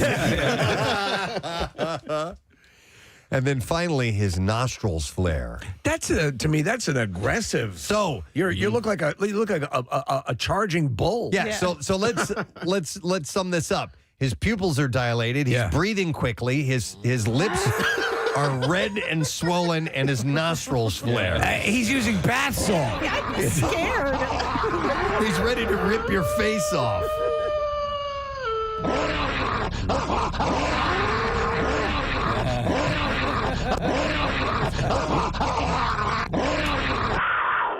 Why did you take this upstairs? So, ladies, that's what you have to look forward to when a man is interested. What do you think is one of the best sort of initial exchanges captured in a movie where I was watching Defending Your Life with Albert Brooks, and the way he's conversing with Meryl Streep in that movie is a very, very organic, very easy conversation, very easy going. They're not playing roles; they're just themselves. Yeah, that's a really good question. Where people just all of a sudden, when you slide into a groove very easily, that you can tell. That doesn't mean that an awkward first meeting is that things are off the table. Sometimes it can work out that way. Yeah. Good Will Hunting was pretty good with Matt Damon and Minnie Driver. Where did they? Oh yeah. Meeting at the bar, and I mean he's a genius. Matt Damon. She's into him because of his ability, and then he doesn't go for her right away. You know. Right. In fact, she comes over to him. That's a great line later on. She's like, "You blew it. Yeah. I've been sitting here all night waiting for you to come over here and talk to me." Yeah. And like she that. gives him the phone number. Yeah. So she made the aggressive move. He got her number. Yeah. I got her number. I like apples. Yeah. Do you like liverwurst? I'm a genius. Dirty Honey. A little bit of soul, R&B, rock and roll to keep things moving forward for you this morning. Don't put out the fire. About 5 minutes after 10 o'clock on the Preston and Steve show. Right on the edge of our Friday morning and our Word of the Week prize to give away. Tomorrow we'll get the letter. Coming up, Matt Cord, only 3 letters this week, short week, and a cool prize, so get yourself set for that. I have something else to give away at this very moment. But before I remind you of that, we do the lesson question in a little while. We're going to have a concert announcement, have a giveaway in conjunction with that, too. Maybe I'll say that for the very, very last. I like that. All right, lesson question time. We are going to give away a pair of tickets as MMR rocks the Blue Man Group, February 24th at the Miller Theater. I think there's a blue female character that's going to be debuted. I thought I read that somewhere. All right, I need to, Marissa, do me a favor and check on that because I think that might be the case. So anyhow, we will give away tickets to the Blue Man Group if you can answer this question correctly. According to Casey, what's the most patriotic sandwich? 610-660-9333. Let's see if you know the answer to that. According to Casey, what's the most patriotic sandwich? 610-660-9333. If you were listening around 8:50, let's see if you know the answer. Call now. The trash business is a gold mine. 93.3 WMMR with Preston and Steve's Hollywood Trash. Brought to you by Horizon Services, plumbing and electrical, same-day emergency service. Book now at horizonservices.com. What's up this morning, Steve? Well, Melissa Gilbert returning to work on her lifestyle brand Modern Prairie, even though her husband, Timothy Busfield, is dealing with child sex abuse charges. Gilbert says Modern Prairie's products will continue to capture the essence of the pioneer spirit while reflecting the regret of someone who might very well have married a pedophile. The inmate who beat up Scott Peterson during a prison pickleball match will not receive additional criminal charges. Apparently, the authorities went lighter on this inmate as he's the only one who knows how to operate the prison's espresso machine. And finally, Barack Obama causing an internet frenzy after seeming to suggest aliens are real during a recent podcast. Obama clarified, saying he himself has never seen an alien, but he did say he once saw Nancy Pelosi in Spanx. So, that's your Hollywood Trash. All right, we're going to see if you happen to know the answer to the question this morning. What's the most patriotic sandwich? Casey had mentioned this earlier, 610-660-9333. And it is Stephanie whom we go to. Hi, Stephanie. Good morning. Good morning. All right, Stephanie. Go ahead. Fire away. All right. It's a fried eagle sandwich. Fried eagle sandwich, yes. Hang on, Steph. For you, we've got a pair of tickets as MMR rocks the Blue Man Group on February 24th at the Miller Theater, presented by Ensemble Arts Philly. And yes, McKenna Talfa is making history as the first ever featured female drummer and DJ in the Blue Man Group, which is really cool. And you will get those tickets. Of course, it's a fun, disruptive, and out of the ordinary atmosphere that exhilarates the senses and uplifts spirits for audience of all ages. You can get your tickets today at ensembleartsphilly.org. Now, Preston and Steve's Music News on 93.3 WMMR. All right, I have a quick question. Okay. Is she going to be bald as well? I don't think so. Okay. I don't think she's going to be blue, but she is the first female drummer, from what I understand. All right, it's brought to you by Acme. Acme is making your grocery shopping easier than ever. Download the Acme mobile app to find personalized deals, and you can earn reward points for every purchase or shop for convenient delivery or pickup. Acme, fresh foods and local flavors. U2, surprise, released a 6-song EP called Days of Ash yesterday, marking their first substantial collection of new material since 2017. The politically charged tracks address global flashpoints, including the fatal shooting of Renee Good by ICE in Minneapolis, the Iranian uprisings, the war in Ukraine, and Israeli settlements in the West Bank. The EP features a collaboration with Ed Sheeran and Ukrainian soldier/musician Taras Topolia. Bono said that the songs couldn't wait, called them the songs of defiance and dismay. You're like a boner that you can't suppress. And the band says that a full album is expected later on this year. So it's brand new, came out yesterday. Speaking of brand new, we just played new music from the Foo Fighters, if you missed it, a little while ago. It was a song called Your Favorite Toy, is the title track from the album, which is coming out on April 24th. And it will be the first to feature the recorded debut of new drummer Ilan Rubin. The tracks are Caught in the Echo, Of All People, Window, Your Favorite Toy, If You Only Knew, Spit Shine, Unconditional, Child Actor, Amen Caveman, and Asking for a Friend as well. So new music to be had by Foo Fighters, and April 24th is when the whole thing will be coming out.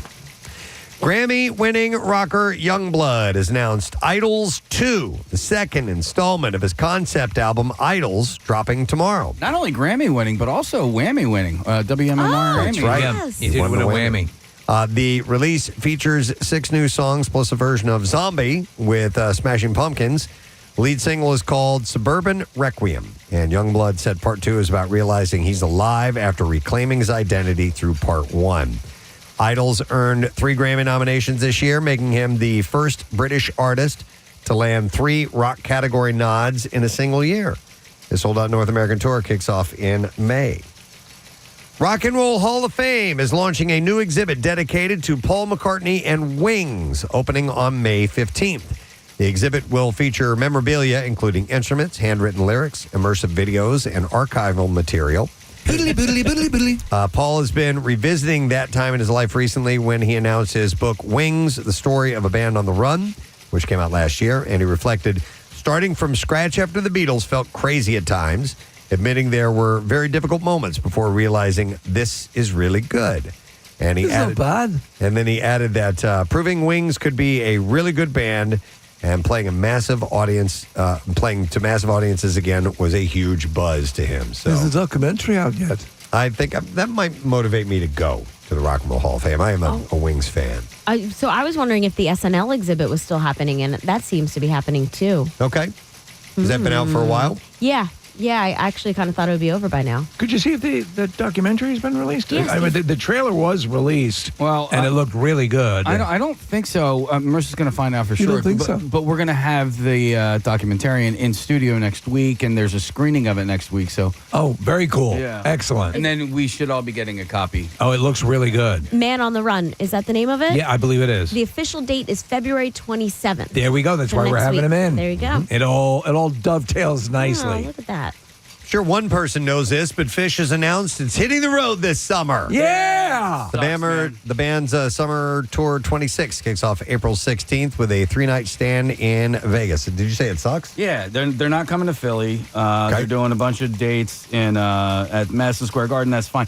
But I'm like looking at all the dates, and nothing really lines up unless I'm going to drive to like frickin' Indiana. Are they doing the Sphere? Is that what they're doing in Vegas? Yeah, but they're doing that soon. That's coming up in April and May. I have tickets for the May show. So, and that's the plan to go see that. But, they're not doing The Man. They're not doing, I had heard, we're getting boned. We are getting boned. And they usually do hit the area. They do. They have a massive fan base here. So the closest they're coming, they're going to do the Merriweather Pavilion in Maryland, and they're doing Madison Square Garden. And then last year, of all years, when I was turning 50, I wanted them to do the Dick's Arena in Denver. Yeah. On Labor Day weekend. And they did the Vad Shack instead. And then they didn't do it at all. They ended up playing Folsom Field in Colorado on the 4th of July, which I did not want to do it, but whatever. They're playing Fenway. That'd be kind of cool. Yeah, but I'm not going to go to Fenway. It's July 31st and August 1st. So, no, I mean, I know all the dates that they're doing. I looked at it. It just doesn't look like... doesn't work for you. It doesn't work for me. None of them really work for me. So... and it's become a fish tradition that the trek wraps up with a 3-night stay in Commerce City, Colorado, September 4th, 5th, and 6th. It was a tradition up until last year, the year I was going to go, and they didn't do it. It's like they hate me. It's like they're like the guy at the hardware store. For some reason, they don't like me. Could be. Yeah. According to the band's announcement on Instagram, fans can request tickets now at tickets.fish.com. Ending Monday at noon Eastern Time. Tickets go on sale to the public beginning on Friday, February 27th at 10 a.m. Eastern. All right, I'm throwing this one in just for fun, and then we'll do the concert announcement. But a concert goer is suing Donny Osmond. No! After allegedly suffering a traumatic retinal injury when a light-up inflatable ball allegedly struck her during his Las Vegas residency at Harrah's. In the suit, Joanne Jolkowski claims that she required eye surgery and endured severe emotional distress after being suddenly and forcefully struck in the back of the head by one of the oversized lighted balls thrown into the crowd. The lawsuit argues that there were no adequate warnings, instructions, or safety measures, and says the show's darkened lighting made it difficult for guests to avoid the objects. The suit seeks punitive damages along with $15,000 for medical expenses. It's actually less than I thought they were going to. Well, the punitive damages will be more than that. So probably $16,000. Yeah. We're ready for a concert announcement. This show will be in Atlantic City at the Ocean Casino Resort. It will be Saturday, May 16th, and tickets will go on sale this Friday at 10 a.m. It's Lenny Kravitz. Mr. Kravitz, yes, will be performing live on stage, like I said, at the Ocean Casino Resort in AC. Friday, 10 a.m., tomorrow, 10 a.m., and to get the tickets through theoceanac.com. And Lenny, from what I understand, puts on great shows. I've never seen him myself, but I understand.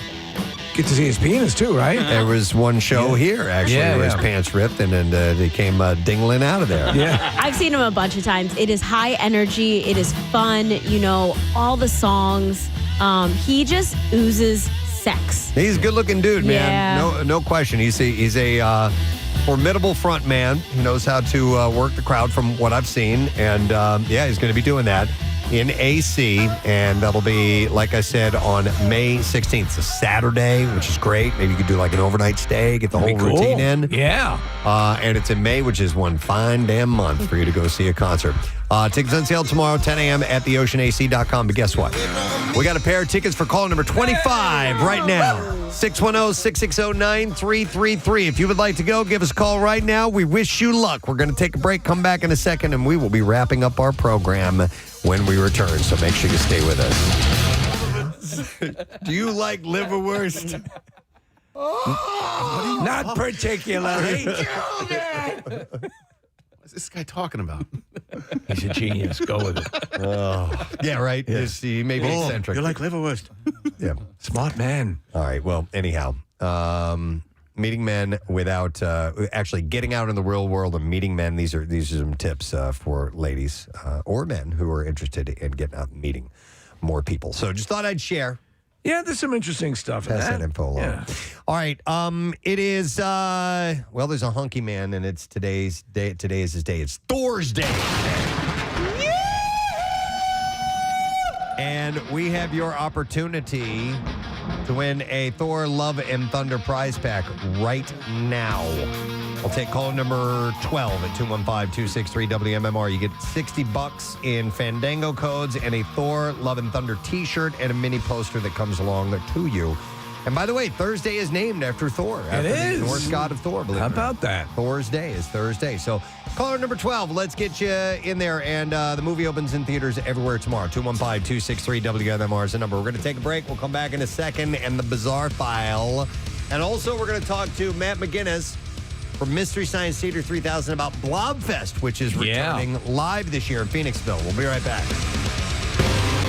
So the last time we had a chance to speak with members of this band, they were in transit. They were on a bus. We had this great conversation. Fantastic. And it was our first interaction with the band, and now we've got everybody who is in our studio here. Did everybody else get the emails about excited people that they were coming in today? I got an email from somebody who has rescheduled their vacation around their tour. Wow. That is how rabid their fans are. Please welcome Josh, Zach, Travis, and Claudio from Coheed and Cambria this morning. Gentlemen, good morning. Good to see you again. Good morning. Last time, all right, I'm not hearing them coming through here, Rodney. I want to make sure I have this. Hold on a second. Casey's. We will not stand for anything that's inferior. Yeah, we already had that a few minutes ago. Yeah. So, no, the last time, Claudio, you were on a bus. We chatted with you. Are you guys, your tour doesn't start just yet, though, right? No, we're actually headed to Lidditz for dress rehearsals. Okay. I keep hearing great things about that soundstage there. Like, all the bands go there so can you explain to the layperson what it is that you do there? Well, it's more of like dress rehearsals. So it's really if you have a lot of like, at least from my understanding, because we don't typically go there, but because we have props and video and things like that, it gives like the production a chance to run the system. And that's what it's the facility's designed to accommodate that. Yes. So, yeah, because we've had who is I mean, the Stones were there. Yeah. Fish goes there. Chili Peppers. Metallica. Yeah. Are there other places like that in the country, or? I mean, probably. But I think this is the one we're aware of primarily because our old tour manager lives in that town and now works for the facility. There you go. Okay, so you get a discount. When it comes to the production, so we just played Rush, and I had a chance to talk to Geddy Lee one time, and I'm a lifelong Rush fan, and when I go to the shows, that's one of the things I love. They would put movie screens up. They would have inflatables. They would do these things that were part of the music that was being played as well. They interact and give you this visual as well as audio sense thing.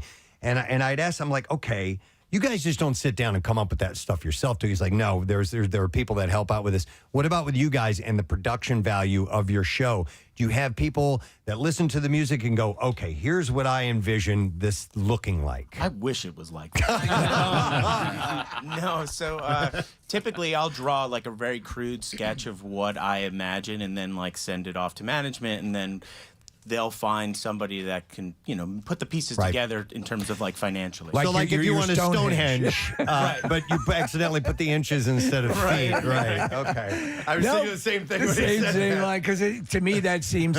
But you're, and we talked last time, and I've since taken a more active approach in listening to a lot of your stuff, because we love progressive, concept albums, and we love the whole predicate for your musical journey across these different albums and the sci-fi elements and so on and so forth. But it's got to be hard when you're putting together a show, because it's so in your minds and you've lived with it for so long, in that staging process to say, how do I convey this thought? Because it's so near and dear to you to at some point say, all right, you do it now. It's got to be hard, right? Right, absolutely. But, I also understand, like, with trying to put together a production like this, there are going to be limitations. I'm not making, like, the Star Wars movies. Right, so there's, right. like, trying to find these pieces that are really both resemble the story properly and also just the lineage of the band. Right. So, like, picking those things. And so it's a delicate process. That's why it's so hard to just kind of hand off. It needs to work in both domains. It's amazing when you encounter someone who's very creative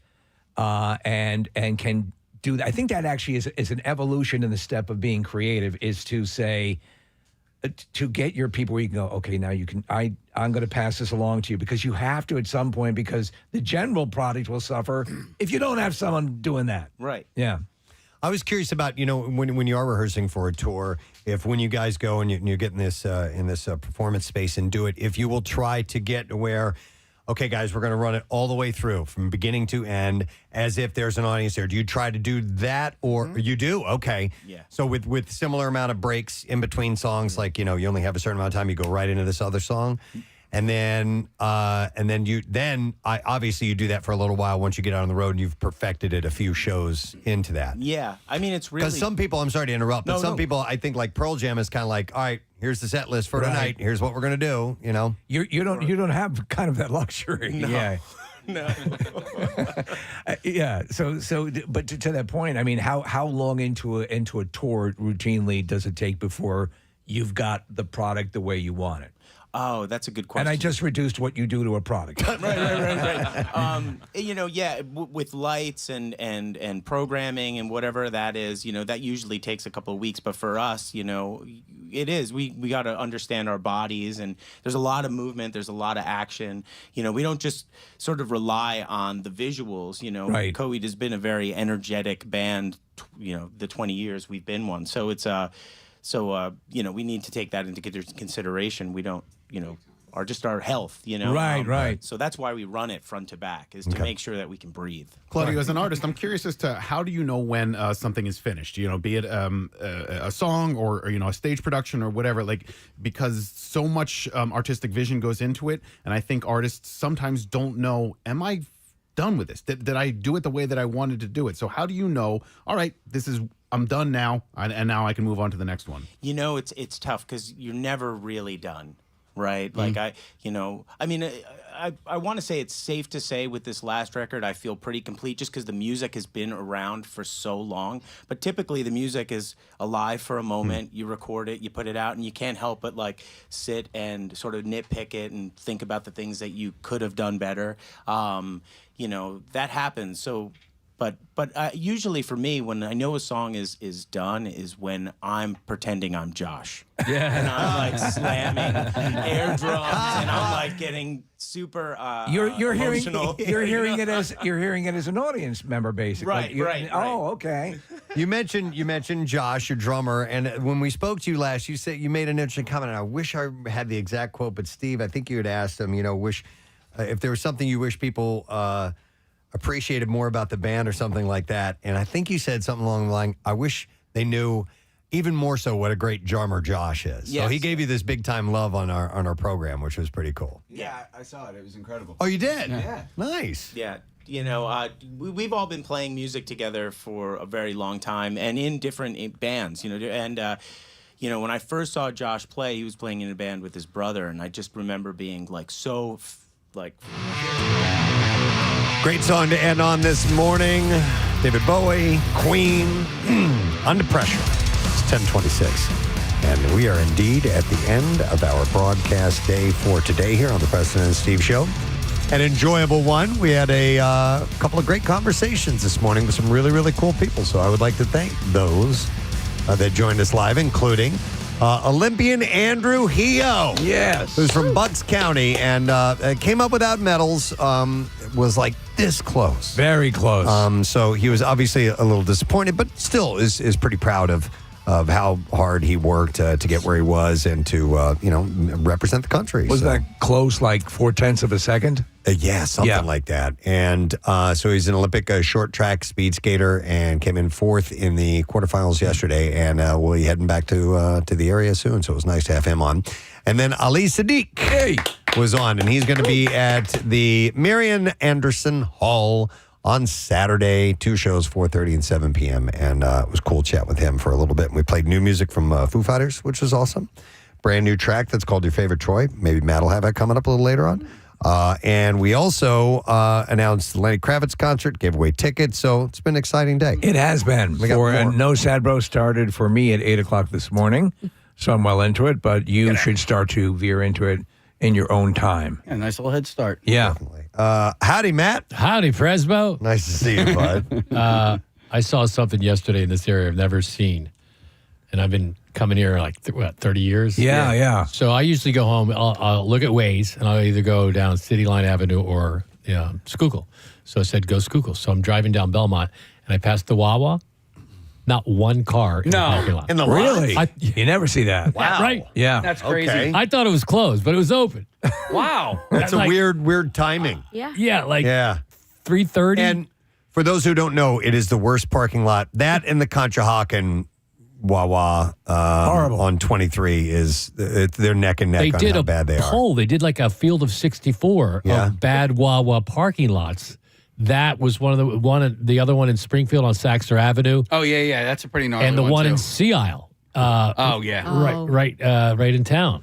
And there's not many spaces, so No. there's always a car or two there. I got in an accident there once. Really? Years ago, pulling out, hit a guy. Yeah. Me too. I used to Yeah. pick up the newspapers every day, and I backed into somebody's car. It's easy to do. So, did you feel a compulsion to pull in and just? No, the guy, something was shady. He's like, "Don't worry about it." He just speeded away. I'm like, like I'm thinking he probably didn't have a license or something or insurance. He was like, "I gotta go." So that Wawa has a little auxiliary lot too. Right, and some people park near the gas station. Yeah. It's a weird Wawa. I mean, That's the Wawa that I grew up going to when I was a lifeguard at the Belmont Hills pool. That was your Wawa? That was our lunchtime Wawa. Yeah. Marissa. Yeah. I was a lifeguard at the Belmont Hills pool. What? Yeah. Belmont Hills pool. Yeah. Oak Hill condominiums and then Belmont Hills. So that's the one right down Rock Hill Road. I actually cleaned that pool out one year. My Made a company. boom boom? No. But it was so, Steve, I was gagging. It was so gross. It was just really, really gnarly. But there's another Wawa down Rock Hill Road, right? So there's one at the top of Yeah. Rock Hill Yeah. Road as Yeah. well too. that's better. Yes. Better for Yeah. parking. Yeah, definitely. Yeah. Okay. Well, But that's weird. I thought it was close. I'm like, I just kept looking at it like, and Take a there's picture. People inside. Yeah. All right, Matt. Well, besides that, let's get a letter. Yes. Preston and Steve on 93.3 WMMR. Now, the Daily Letter. All right, the President and Steve Show brought to you today by The Letter. L as in Lifehouse. All right, Lighthouse. And we're going to give away Lifehouse. what did you say? I said Lifehouse. Oh, Lifehouse. I'm sorry. Hanging by a band. moment. Yeah, the band. All right, we have a pair of tickets to see Tim Dillon on a Friday, June 19th at Ocean Casino Resort in Atlantic City. Plus an overnight stay, $150 dining credit for that night. And tickets are on sale now at theoceanac.com. What's happening today? Well, we got lame ass trivia coming up at 11:40. More 4-packs for the Philly Home and Garden Show, where you can see Pierre's Minerva at that. And it's Thursday, so at 1:40, D student trivia. 10 questions. You get 6 right, you're a D student. $50 Papa John's gift card. We have blocks today from Black Sabbath, Tony Iommi's birthday today, The Struts and the Police, and Pierre's vinyl cut. John Lennon and the Plastic Ono Band, Shaved Fish. I remember that album. Yeah, it's album, basically yeah. a greatest hits record. It really is. I mean, Give Peace a Chance, Cold Turkey, Instant Karma, Mother, Woman is, can't say that one. Yeah. Jealous Guy on there? No. Imagine, Mind Games, Whatever Gets You Through the Night, Number 9, Dream, Happy Christmas, War is Over. Cool. Yeah. All right. So I don't know. Maybe play a whole side. Well, let me thank our sponsors. Preston and Steve Show brought to you today by Dunkin', and the Preston and Steve Show runs on Dunkin'. Also brought to you by Papa John's. New pan pizza from Papa John's. You get a medium one topping, just $11.99 at papajohns.com. And also Faulkner, Buick, GMC, and Trivos. Get a great deal on your next vehicle at faulknerbuickgmc.com to be sure. Tomorrow's No Sad Bro. We will have in our studio Captain Cindy Yawn from Below Deck Mediterranean here. Yes. I actually like the Below Deck shows. I know you do. So she'll be in, and we'll go live on 6 ABC. We will have the Connoisseur segment. And we are backed up on concert tickets. So we're going to do a concert ticket blowout tomorrow morning. I like this proposed contest you were talking about. And a cool game concerning that Ryan has come up with that we're going to try out, which is really awesome, in conjunction with those concert tickets. And speaking of concert tickets, tomorrow morning, separate from the blowout that we'll be doing, we will have Bruce Springsteen and the E Street Band tickets to give away. So listen for your chance to win. We will tell you when to call in and win for those tickets. So that's it. We are done. Rage on. Have yourself a great day in the morning, and we'll see you tomorrow, friend. Bye-bye.